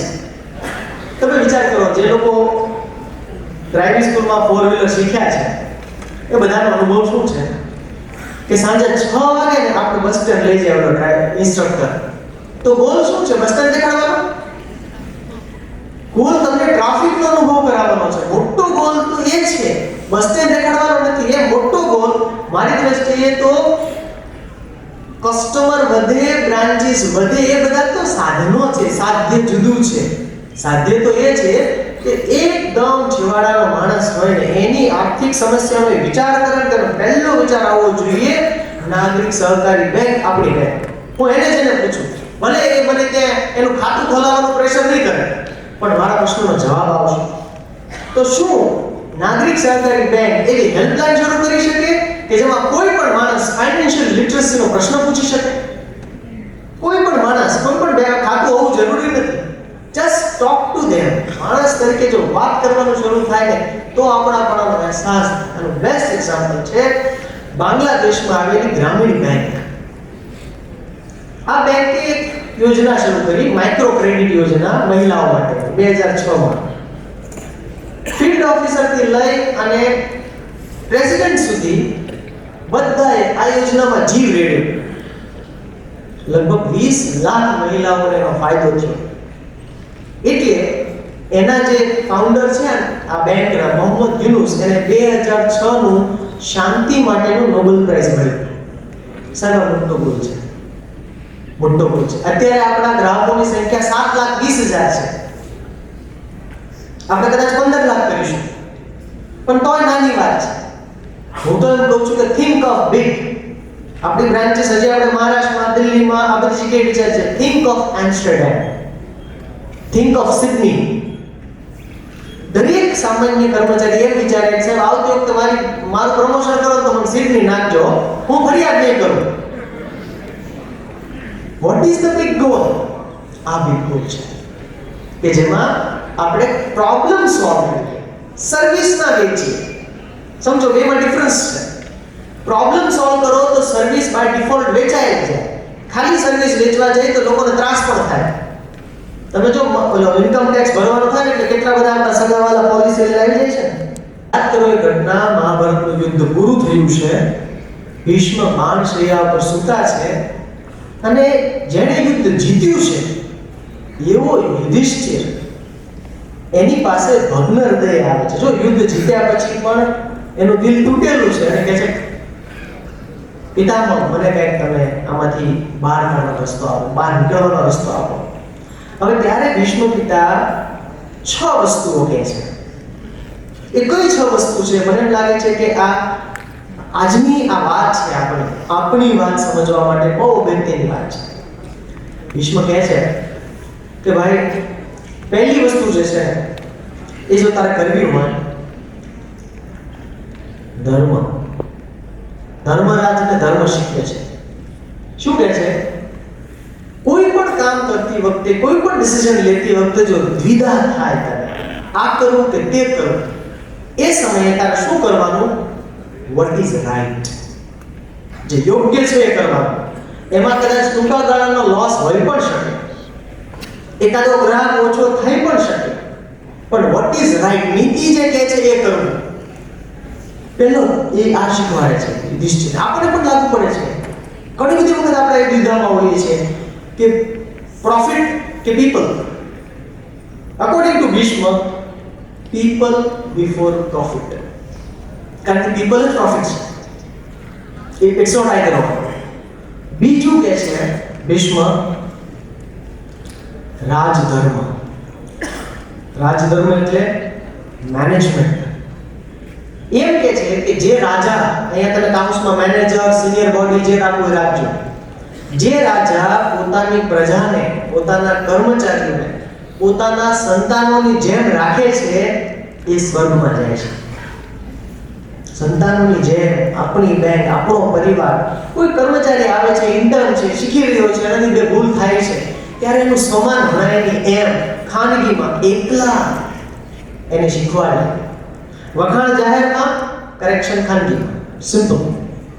ઘણી વખત આપણે એમ થાય કે આને એકને જાહેરમાં કહી દે પછી તો શાંતિ, બ્રાન્ચમાં કોઈ માથું ઊંચું ન કરે. એ માટે નથી નાગરિક સહકારી બેંક.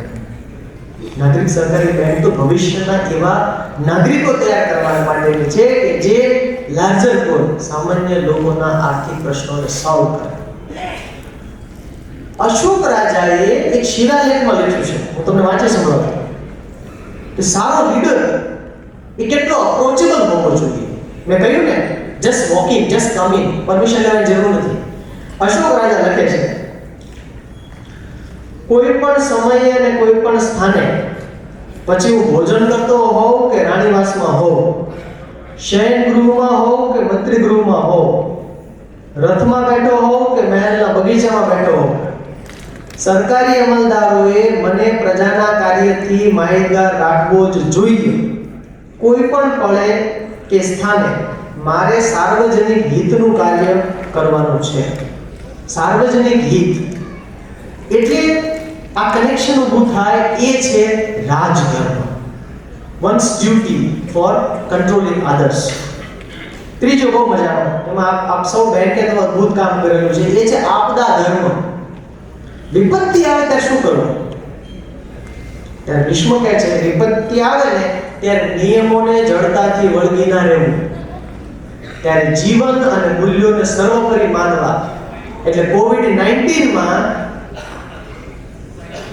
લોનના હપ્તામાં જે બેંકોએ રાહત કરેલી એ હતી આપદા ધર્મ. ટેકનિકલી તો હપ્તો કપાવવો જ જોઈએ, પણ નહીં, આપદા છે, બધા ઉપર સંકટ છે, એમાં આપણે કામ કરવાનું છે. એ આપદા ધર્મ છે.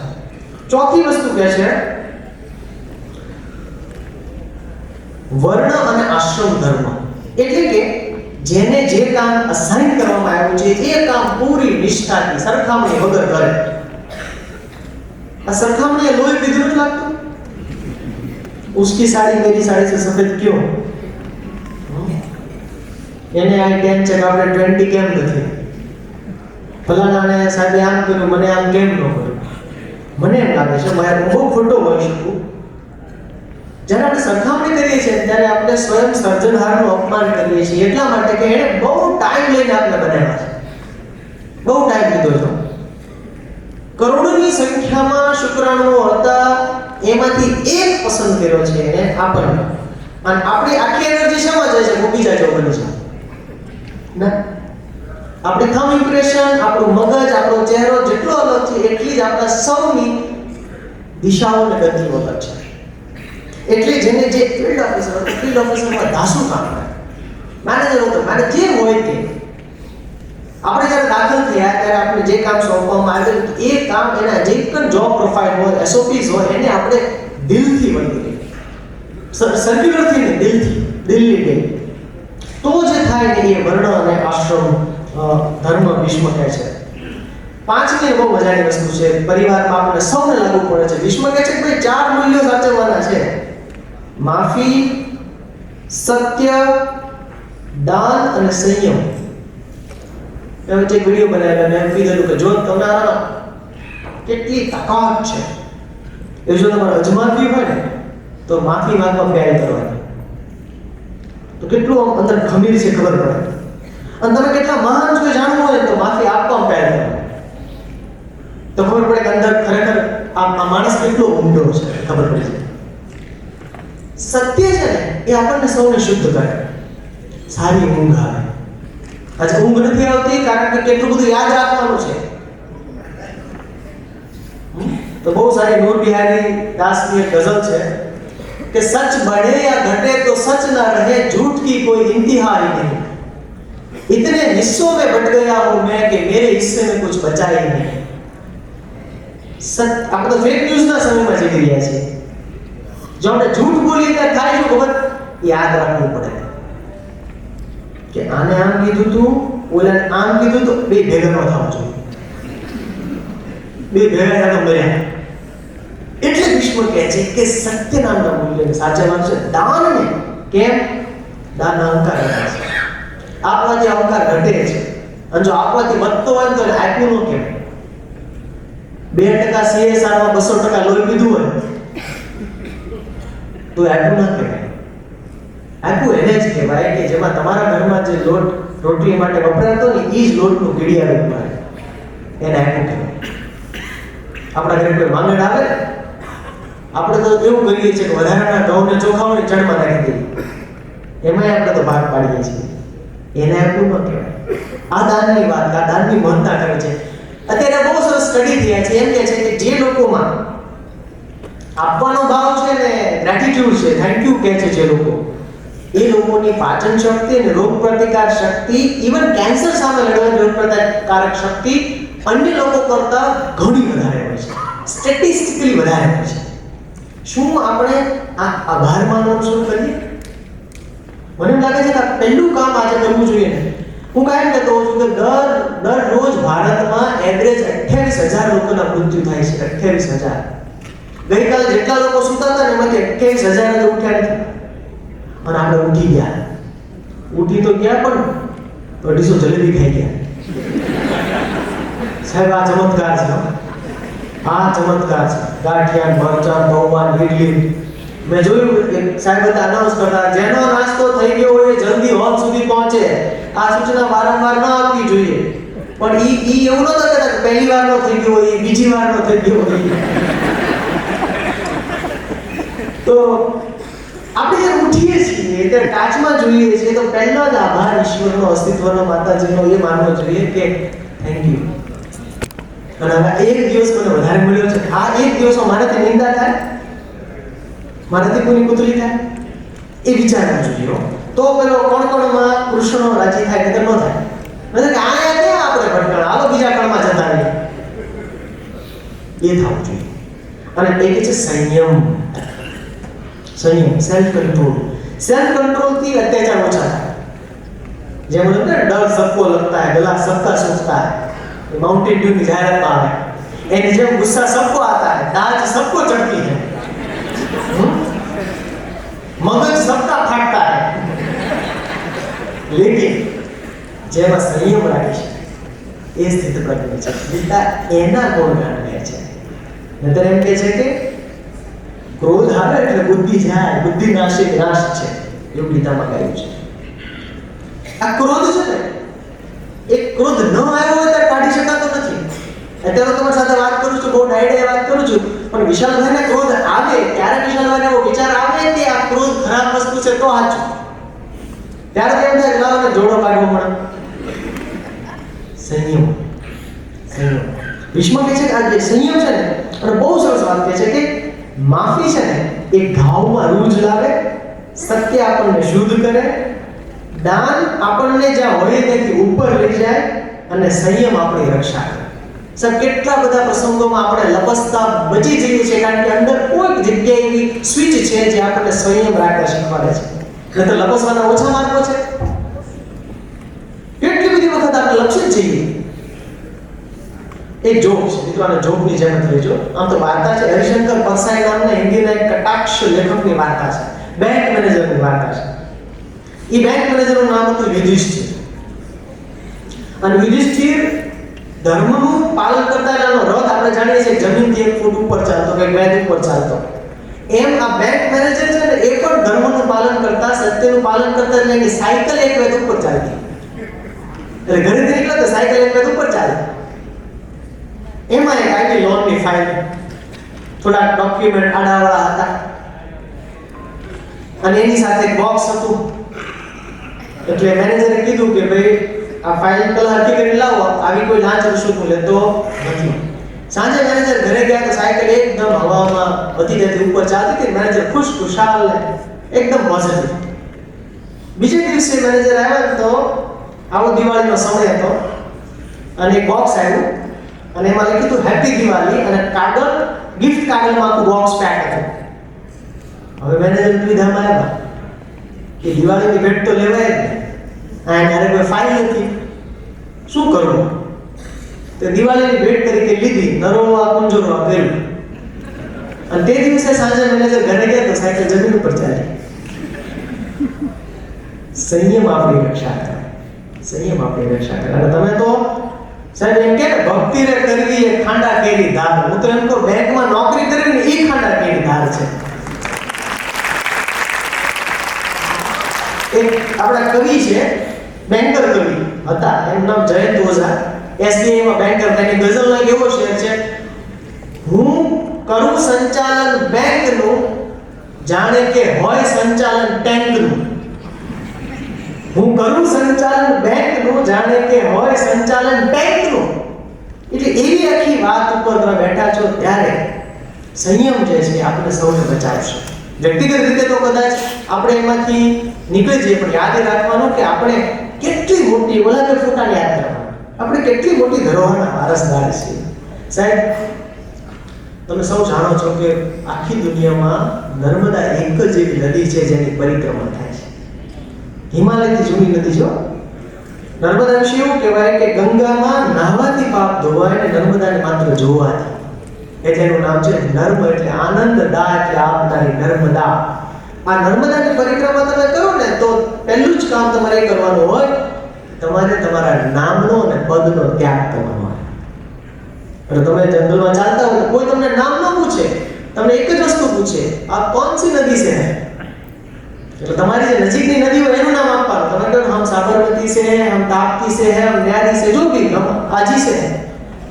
આ કહેવાનું. વાત એ થાય સાહેબ કે આપણી વ્યક્તિગત ઓળખ છે જ નહીં. આપણે આ બધી નદીઓના વારસદાર છીએ. તો જ્યારે પણ મનમાં સહેજ પણ કપટ લાલચ જાગે ત્યારે યાદ રાખવાનું કે આપણે કઈ નદીના વારસદાર છીએ. સાહેબ આપણે આ નદીના વારસદાર છીએ. આપણે જેની સામે દીપ પ્રાગટ્ય કર્યું કે આપણે સૌ બંધાણા કહેવાય. ભલે 4-5 લોકોએ દીવડા હાથ ધરે, આપણે સૌ બંધાણા છીએ આ વિચાર સાથે. અને જેથી વિચાર સાથે આપણે અસહમતિ થાય જ નહીં, તેથી છેડો ફાડી લેવો પડે. એ વિચાર નંદબાઈનો હતો. અને વળી પાછો મને સરદાર એટલા માટે યાદ આવે છે કે આ એવો સાધુ પુરુષ થઈ ગયો આપણી આસપાસ. 33 વર્ષની વયે સાહેબ એ વ્યક્તિ વિધુર થયા. 33 વર્ષે એના પત્નીનું અવસાન થયું. પછી તો 40 વર્ષ બીજા કાઢે છે. 565 રજવાડા એક કરે છે. સાહેબ કોઈ ઓફર નહીં કરી હોય હે તો બટલો સાહેબ અમારો રહેવા છે ને આટલા કરોડ લઈ લો, કોઈ નહીં કરી હોય. ત્યારે લોકો તો હશે જ, ઓફર કરી જશે. અને 33 વર્ષની ઉંમરે જે વિધુર થાય છે, આજે દુનિયાના ઘણા મહાન લોકોની સાથે કોઈને કોઈ સ્ત્રી પાત્રનું નામ જોડાય છે. તમે ક્યાંય સાંભળ્યું સરદારનું નામ કોઈ સાથે જોડાય? આ છે સંયમ. હું આની વાત કરું છું. તમે કઈ નદીના વારસદાર છો? અમે આ બેંકના વારસદાર. અહીંયા આવું થાય ને આવું ન થાય એ મૂલ્ય એ કહે છે. અને છઠ્ઠી વસ્તુ ભીષ્મ કહે છે, નમ્રતા જાળવવી અને સતત શીખતા રહેવું. યુધિષ્ઠિરને કહે છે કે ભાઈ ગમે એટલું હોય તો હસ્તિનાપુર આપણી દ્વારા ખાતે લખાઈ ગયું હોય, પણ છતાં તારે ખૂબ નમ્રતા રાખવાની છે. કારણ કે જે ખરેખર જ્ઞાની છે ને એ નમ્ર જ હોય. અધૂરા ઘડા છે લખાય ઘણા. આપણે સૌ વાપરીએ છીએ શું, ચા કરતા કેટલી ગરમ. તમે જેટલા મોટા લોકોને મળશો તમે સાહેબ આમ આફરીન થઈ જશો. એટલા સરળ હોય, ખૂબ સરળ લોકો. આપણે લાગે બહુ એ જ વ્યક્તિ છે, એટલા સરળ. પણ વચ્ચે કેટલીક અઘરી વિકેટો આવી જાય. અચ્છા, સૌથી અઘરું કામ છે આખી બેન્કિંગ સિસ્ટમમાં હું જે જોઉં છું એ છે સૌથી અઘરું કામ એ મિડલ મેનેજરનું છે. કેમ કે એમણે જે ઉપરનું મેનેજમેન્ટ આદર્શ જુએ છે એને નીચેના વર્કફોર્સ પાસે જીવંત કરાવવાનું છે. એટલે જ્યારે પણ ઉપરના લેવલે મીટિંગ થાય ને એટલે એને મનમાં ઓલા બધા પાત્રો દેખાતા હોય. અમારે ને આવું થાય, આ કામ હું આને આપીશ, એટલે બીજા ખરેખર સેન્ડવિચ થાય, ખરેખર સેન્ડવિચ થાય. હમણાં એક બહુ સુંદર પુસ્તક વાંચ્યું, the finite and infinite games. અને આ વાત આપણને સૌને એટલી સરસ રીતે લાગુ પડે છે કે આપણે કઈ ગેમ રમી રહ્યા છીએ. ફાઇનાઇટ ગેમનો અર્થ એ થાય કે જેમાં નિયમો નક્કી હોય, પ્લેયર નક્કી હોય, હાર અથવા જીત થવાનું પણ નક્કી હોય અને ફાઇનાઇટ ગેમ કહેવાય. દાખલા તરીકે ક્રિકેટ, ફૂટબોલ આ ફાઇનાઇટ ગેમ છે. ઇનફાઇનાઇટ ગેમ એટલે એવી ગેમ કે જેમાં નિયમો બદલાય, પ્લેયરો બદલાય, હારવા જીતવાનો હોય નહીં, સતત રમવાનું હોય. સતત જીવન ઇનફાઇનાઇટ ગેમ છે. પરિવાર ઇનફાઇનાઇટ ગેમ છે. પરિવારમાં હાર જીત હોતી નથી. દિવાળી હિસાબ થાય તો મોટા ભાઈ વધારે કમાણો હોય તો મેડલ મળે, નાનો ભાઈ ઓછું કમાણો હોય તો અંગૂઠા પકડાય. આપણે હે તારા 2 લાખ ઓછા છે, અંગૂઠા પકડાય. શું રાજકોટ નાગરિક સહકારી બેંક ઇનફાઇનાઇટ ગેમ શરૂ કરી છે? રમવું અગત્યનું છે, ટકી રહેવું અગત્યનું છે. આપણી સ્પર્ધા કોઈ સાથે નથી, આપણી સાથે પણ નથી સ્પર્ધા. અને એના માટે કેવા માણસો જોઈએ? નેક્સ્ટ રિક્રુટમેન્ટમાં મને ખબર નથી HR પોલિસી કેવી છે, પણ એક બહુ સારા કવિ છે યાર, મને તમને એની કવિતા સંભળાવી છે. ગિલ્બર્ટ હોલાન્ડ નામના એક ભાઈ થયા, એણે ભગવાનને પ્રાર્થના કરી કે ભગવાન અમને આવા માણસો આપો. હવે તમે જોજો તમારા મનમાં બ્લુ ટિક થશે. કઈ થયું નથી ને? અચ્છા, બિલાડી ગઈ આડી ઉતરી, હું એને આડું ઉતરી. ભગવાને બિલાડીને ભલું કર્યું. સાંભળો, હે પ્રભુ, આ સમયની ઝંખના છે કે અમને એવા માણસો આપો જેના મન મજબૂત હોય અને હૈયામાં હામ હોય. આજે એટલા બધા સુસાઇડ વધ્યા છે નાની નાની વાતમાં. મન આપણા રીલ્સ જેવા કચકડા થઈ ગયા. વ્યક્તિ તરીકે કર્મચારી તો પછી છો, તમે પહેલા માણસ છો. માણસ તરીકે એવો માણસ જેનું મન મજબૂત હોય અને હૈયામાં હામ હોય, જેની શ્રદ્ધા સાચુકલી હોય અને જેના હાથ કાર્ય તત્પર હોય. એ જરૂરી છે. શાસ્ત્રોમાં એમ કહ્યું છે કે કામ વગરનું જ્ઞાન ધાર્મિક છે. માત્ર ડાયડાઈ વાતો નહીં, પોતે કામ, પોતે હાથ શ્રદ્ધા સાચુકલી હોય અને હાથ કાર્ય તત્પર હોય. અમને એવા માણસો આપો કે જેને પદની વાસના મારી ન શકે, જેને પદની વાસના મારી ન શકે. નહીતર ઓર્ગેનાઇઝેશન્સ 3 ING થી ચાલતા હોય: ઈટિંગ, મીટિંગ અને ચીટિંગ. 3 ઓછું કરવા જેવું છે. એમાં અમેરિકામાં એક નવો કોન્સેપ્ટ આવ્યો છે સ્ટેન્ડિંગ મીટિંગનો. ઊભામાં મીટિંગ કરે એટલે લાંબી હાલે જ નહીં. ઘણી વખત આપણે મીટિંગો એટલી બધી છે ને પછી કહેના ક્યાં ચાહતે હો, શું મુદ્દો, એજન્ડા શું હતો ભાઈ? વિચારવું પડશે. આપણે દરેક પ્રક્રિયાને આપણે આ રીતે થોડું ક્રિટિકલી જોવું પડશે, શંકાની દ્રષ્ટિએ જોવું પડશે. મીટિંગની જરૂર હોય તો ન પણ કરીએ, પણ નહીં શુક્રવાર છે તો મળવાનું છે, વીકેન્ડમાં મીટિંગ થઈ જ જવી જોઈએ. પણ જરૂર છે. અચ્છા, કોઈ વાત થઈ ગઈ છે ને, આખી સંસ્કૃતિ આપણી વાતચીતની સંસ્કૃતિ છે. અને કેવા નવનીત પાક્યા છે તમે જો. ધૃતરાષ્ટ્રને રાત્રે 2 વાગે ઊંઘ ઉડી ગઈ, તેને તાળી પાડી, દ્વારપાળ જી મહારાજ 2 વાગે રાત્રે વિદુરને બોલાવો. વિદુર જી મહારાજ, વિદુર એક પ્રશ્ન હતો કે મને અત્યારે 2 વાગે ઊંઘ કેમ ઉડી ગઈ છે? વિદુર પણ વિદુર છે. સંસ્કૃતિ છે ને, વિચારો પણ બરાબર સાચવા છે. વિદુર હોય, સોક્રેટિસ હોય, સ્ટોક વિદુર કહે છે જી મહારાજ, હું કહી શકું આપણે રાત્રે 2 વાગે ઊંઘ ઉડેના કારણો શું છે? યાદી આવે છે નાની. પહેલું કહે છે રાત્રે 2 વાગે ઊંઘ ઉડી જાય. પહેલું કારણ એ છે સાહેબ લેણામાં છો તો ઊંઘ ઉડી જાય, સાહેબ ચોરી કરી છે તો ઊંઘ ઉડી જાય, કોઈ છેતર્યા છે તો ઊંઘ ઉડી જાય, પ્રેમમાં છો તો ઊંઘ ઉડી જાય. વિદુર નીતિ કરીને આખું પુસ્તક એવું સંવાદ નથી. બહુ મોટું યુદ્ધ, લાખો લોકો ભેગા થયા છે લડવા માટે. એક વ્યક્તિ વચ્ચે excuse me, hello, time out, મારે પ્રશ્ન છે. કાંઈ વાંધો નથી, તું પ્રશ્ન પૂછવા બેઠા છે. એને પ્રશ્ન પૂછ્યો, એના મિત્ર માર્ગદર્શકે જવાબ આપ્યો. સંવાદ, વાતચીત થાય છે. એ મીટિંગ નથી, એ એજન્ડા નહોતો. Agenda number 3.4 action taken, report red.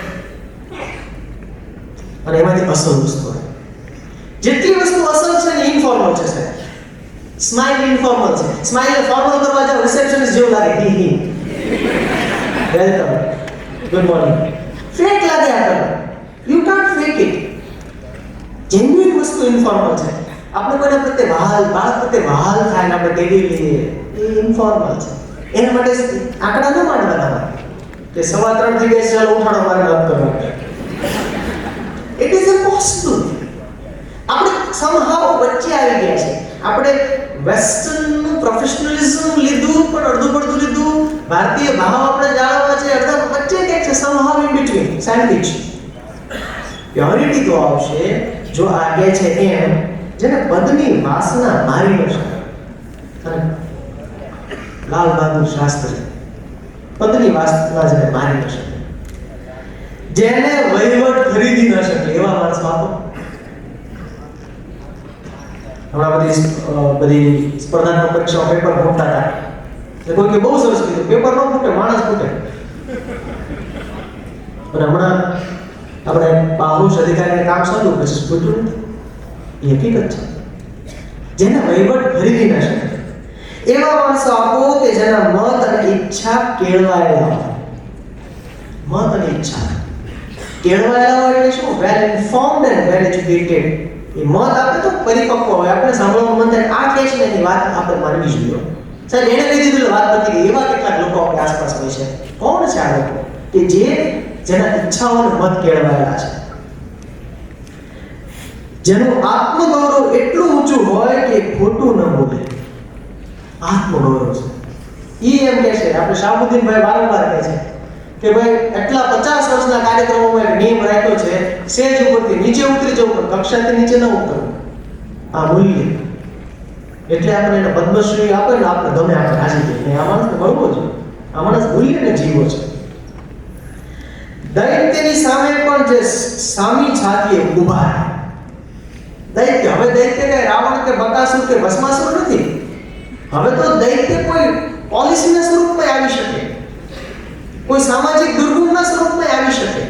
દૈત્ય લોકોની કુટેવના સ્વરૂપમાં આવી શકે. આપણે બધાને અનુભવ છે, બેંકમાં જે માણસ આવે ને એક જ અપેક્ષા, મારું કામ પહેલા થવું જોઈએ. કેમ પણ અમારો પૈસા ભરીએ છીએ. હા તમે ભરતા હશો પૈસા, પણ થોડી વાર અંદર ભગવાન રાહ જુઓ ને તમારું કામ મસ્ત થઈ જશે. આ ત્યારે બોલવું જ્યારે અંદર એને મારવાનું મન થતું હોય. એને કહેવાય તપ. આજની ભાષામાં એને કહેવાય તપ, તપશ્ચર્યા.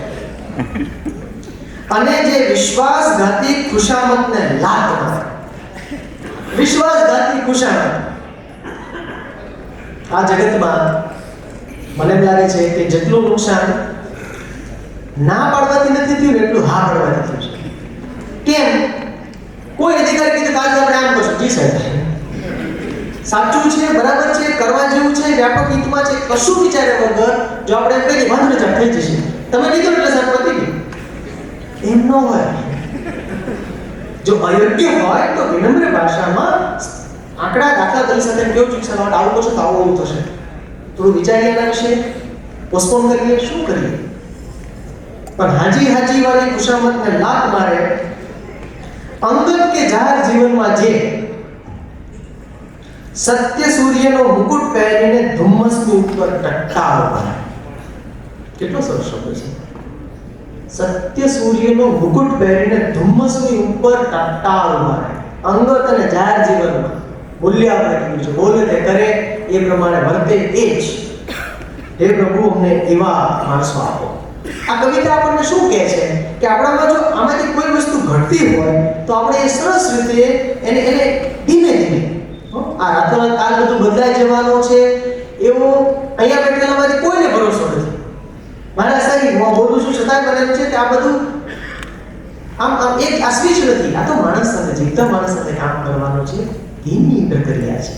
કબીર સાહેબ કહે છે ને, ધીરે ધીરે સે બના ધીરે સબ કુછ હોય, માળી સિંચે 100 ઘડા ઋતુ આવે ફળ. પણ ખબર પડે કે મારે ક્યાં જવાનું છે. જીનિયસ. ઘરમાં બિલાડી માટે ઘર બનાવે છે, એક મોટું હોલ કરે છે બિલાડી માટે જવા માટે, નાનું હોલ કરે છે અને બચ્ચાને જવા માટે. તો મોટા હોલમાં બધું ના જાય. જીનિયસ માણસ. પણ કારણ કે ઇન્ફાઇનાઇટ ગેમ રમે છે એટલે કોમન ભૂલો થાય. મારે એ કહેવું છે સાહેબ કે આપણે બધા માણસો છીએ, કામ કરતી વખતે ભૂલો થાય. ભૂલો એ પાપ નથી. હા, એકલી ભૂલો કરવી એમાં પ્રશ્ન છે. એટલે દર વખતે નવી ભૂલ કરે. અને હું તો યુવાનોને કીધું ને, બેંકમાં 60-65% યુવાનો છે. યુવાનોની મારી વ્યાખ્યા એ જ છે કે જે દર વખતે નવી ભૂલ કરે યુવાન કહેવાય. નવી ભૂલ કરવા તો પેલું કાર્ડ તમને આપવાની જરૂર નથી. અચ્છા, આપણે બધા કામ કરતા હોય ને ત્યારે એક આપણને બધાને હોય છે, શું? મારા કામની કોઈક નોંધ લે. somebody should look at my work. એટલે ઘણી બધી વખત અમુક જે નોંધ લેનાર બ્રાન્ચમાં હાજર હોય તો અમુક લોકો એવું બધું વર્તન કરે કે હમણાં અહીંયા ભૂકંપ આવ્યો, ઉઠવા માંડશે, દોડવા માંડશે, ફાઇલ આવે, કાગળ આવે, કમ્પ્યુટર પર તરત શરૂ થઈ જશે. સમાવેને બતાવવું છે. કામ આપણે કરીએ છીએ એ બરાબર છે કે નહીં, એનું સૌથી સારું પ્રમાણ જો હોય તેવું છે, આપણે જ્યારે દિવાળી પર ઉંબર પર દીવો મૂકીએ ને એટલે બારી અજવાળું થાય, અંદર અજવાળું થાય. તમે જ્યારે કામ કરતા હોય ને એની અસરકારકતા કેટલી, તો કે એ કામ જેને સંલગ્ન છે એને સંતોષ પણ તમને અંદરથી સારું લાગે. અને દીપ દહેલીજ ન્યાય કહે છે સંસ્કૃતમાં. બંને બાજુ અજવાળું થાય.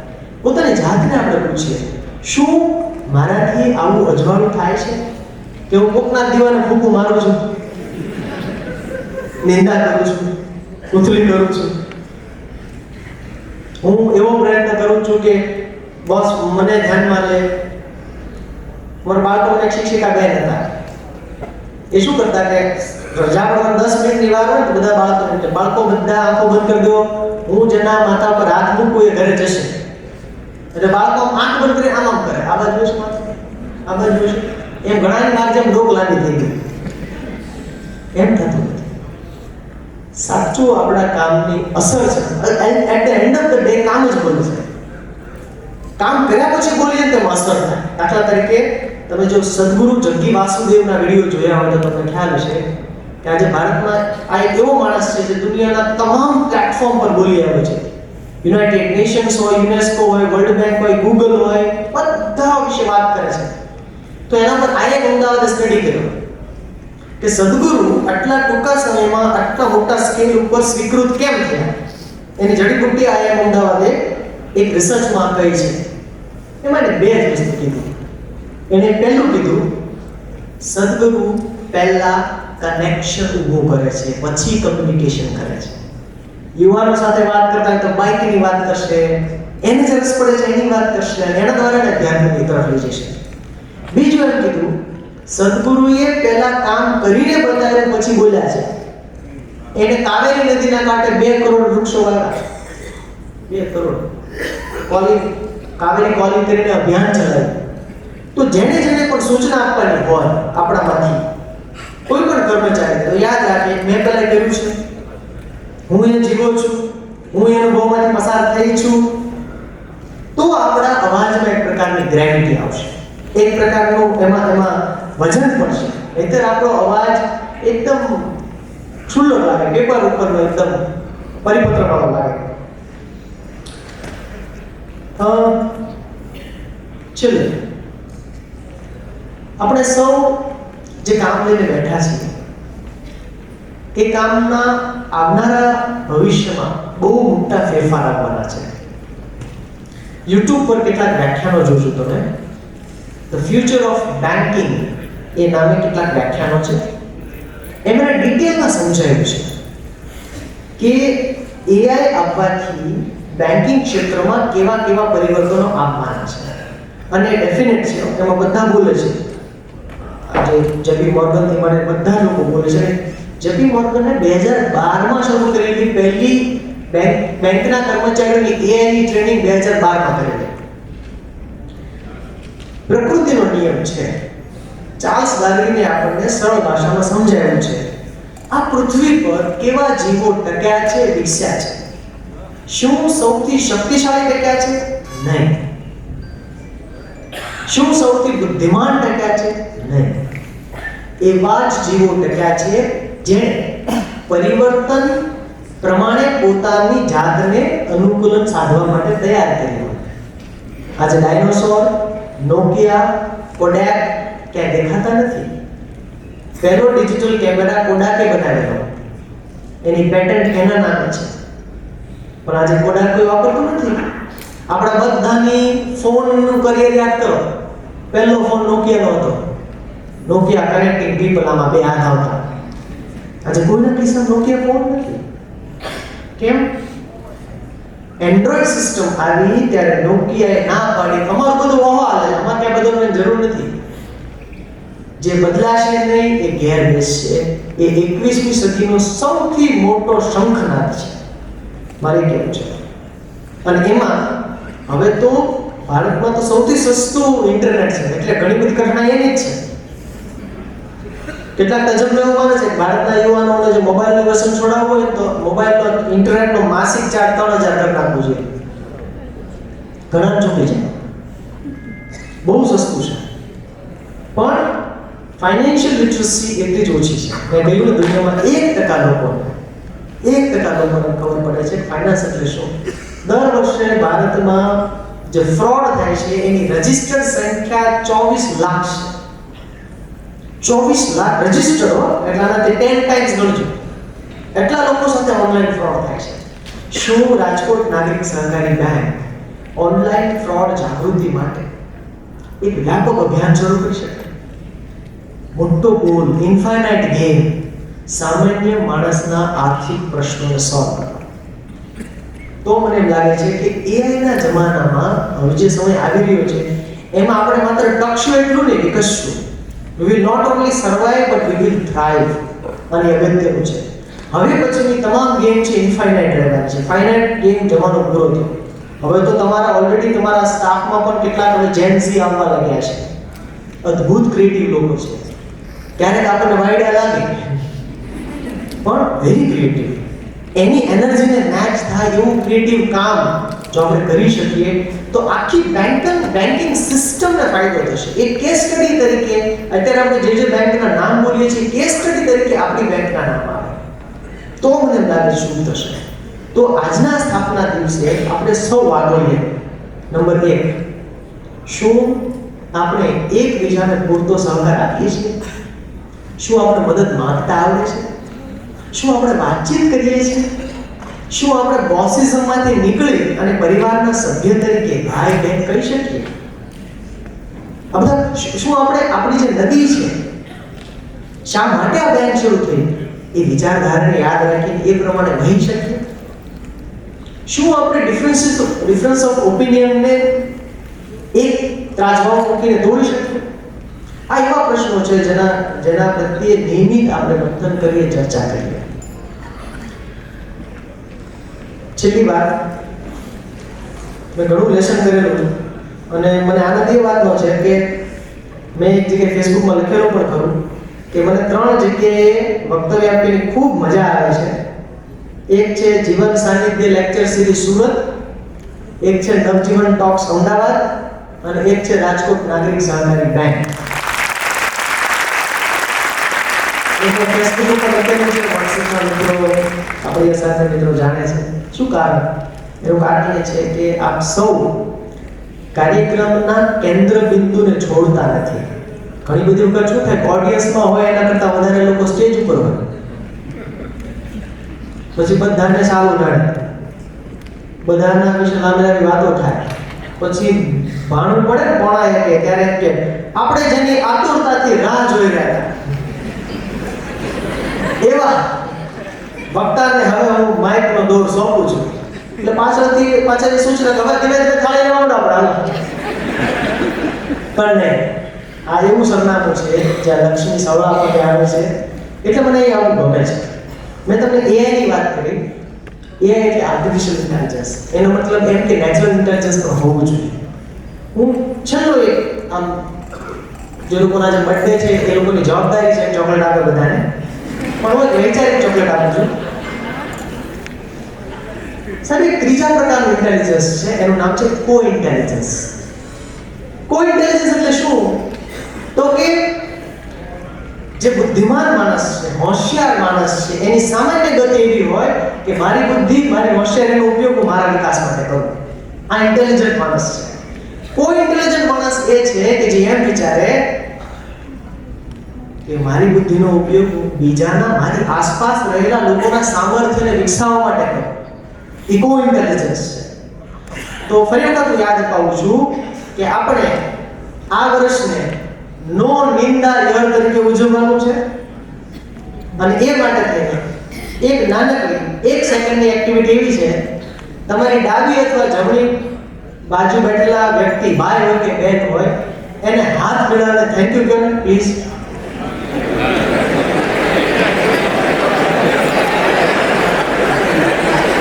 સાહેબ, આ વાત કેટલી સારી છે એની સાબિતી તમારે એકબીજાના ચહેરા ઉપર જુઓ. આવું રોજ કરો અને રાજકોટ નાગરિક સહકારી બેંક આવનારા વર્ષોમાં આખા સમાજને પથદર્શન કરાવશે એવી શ્રદ્ધા છે. આપ સૌએ મને જે માન સન્માન આપ્યું એ બદલ હું આપ સૌનો કાયમ ઋણી રહીશ. Thank you so much.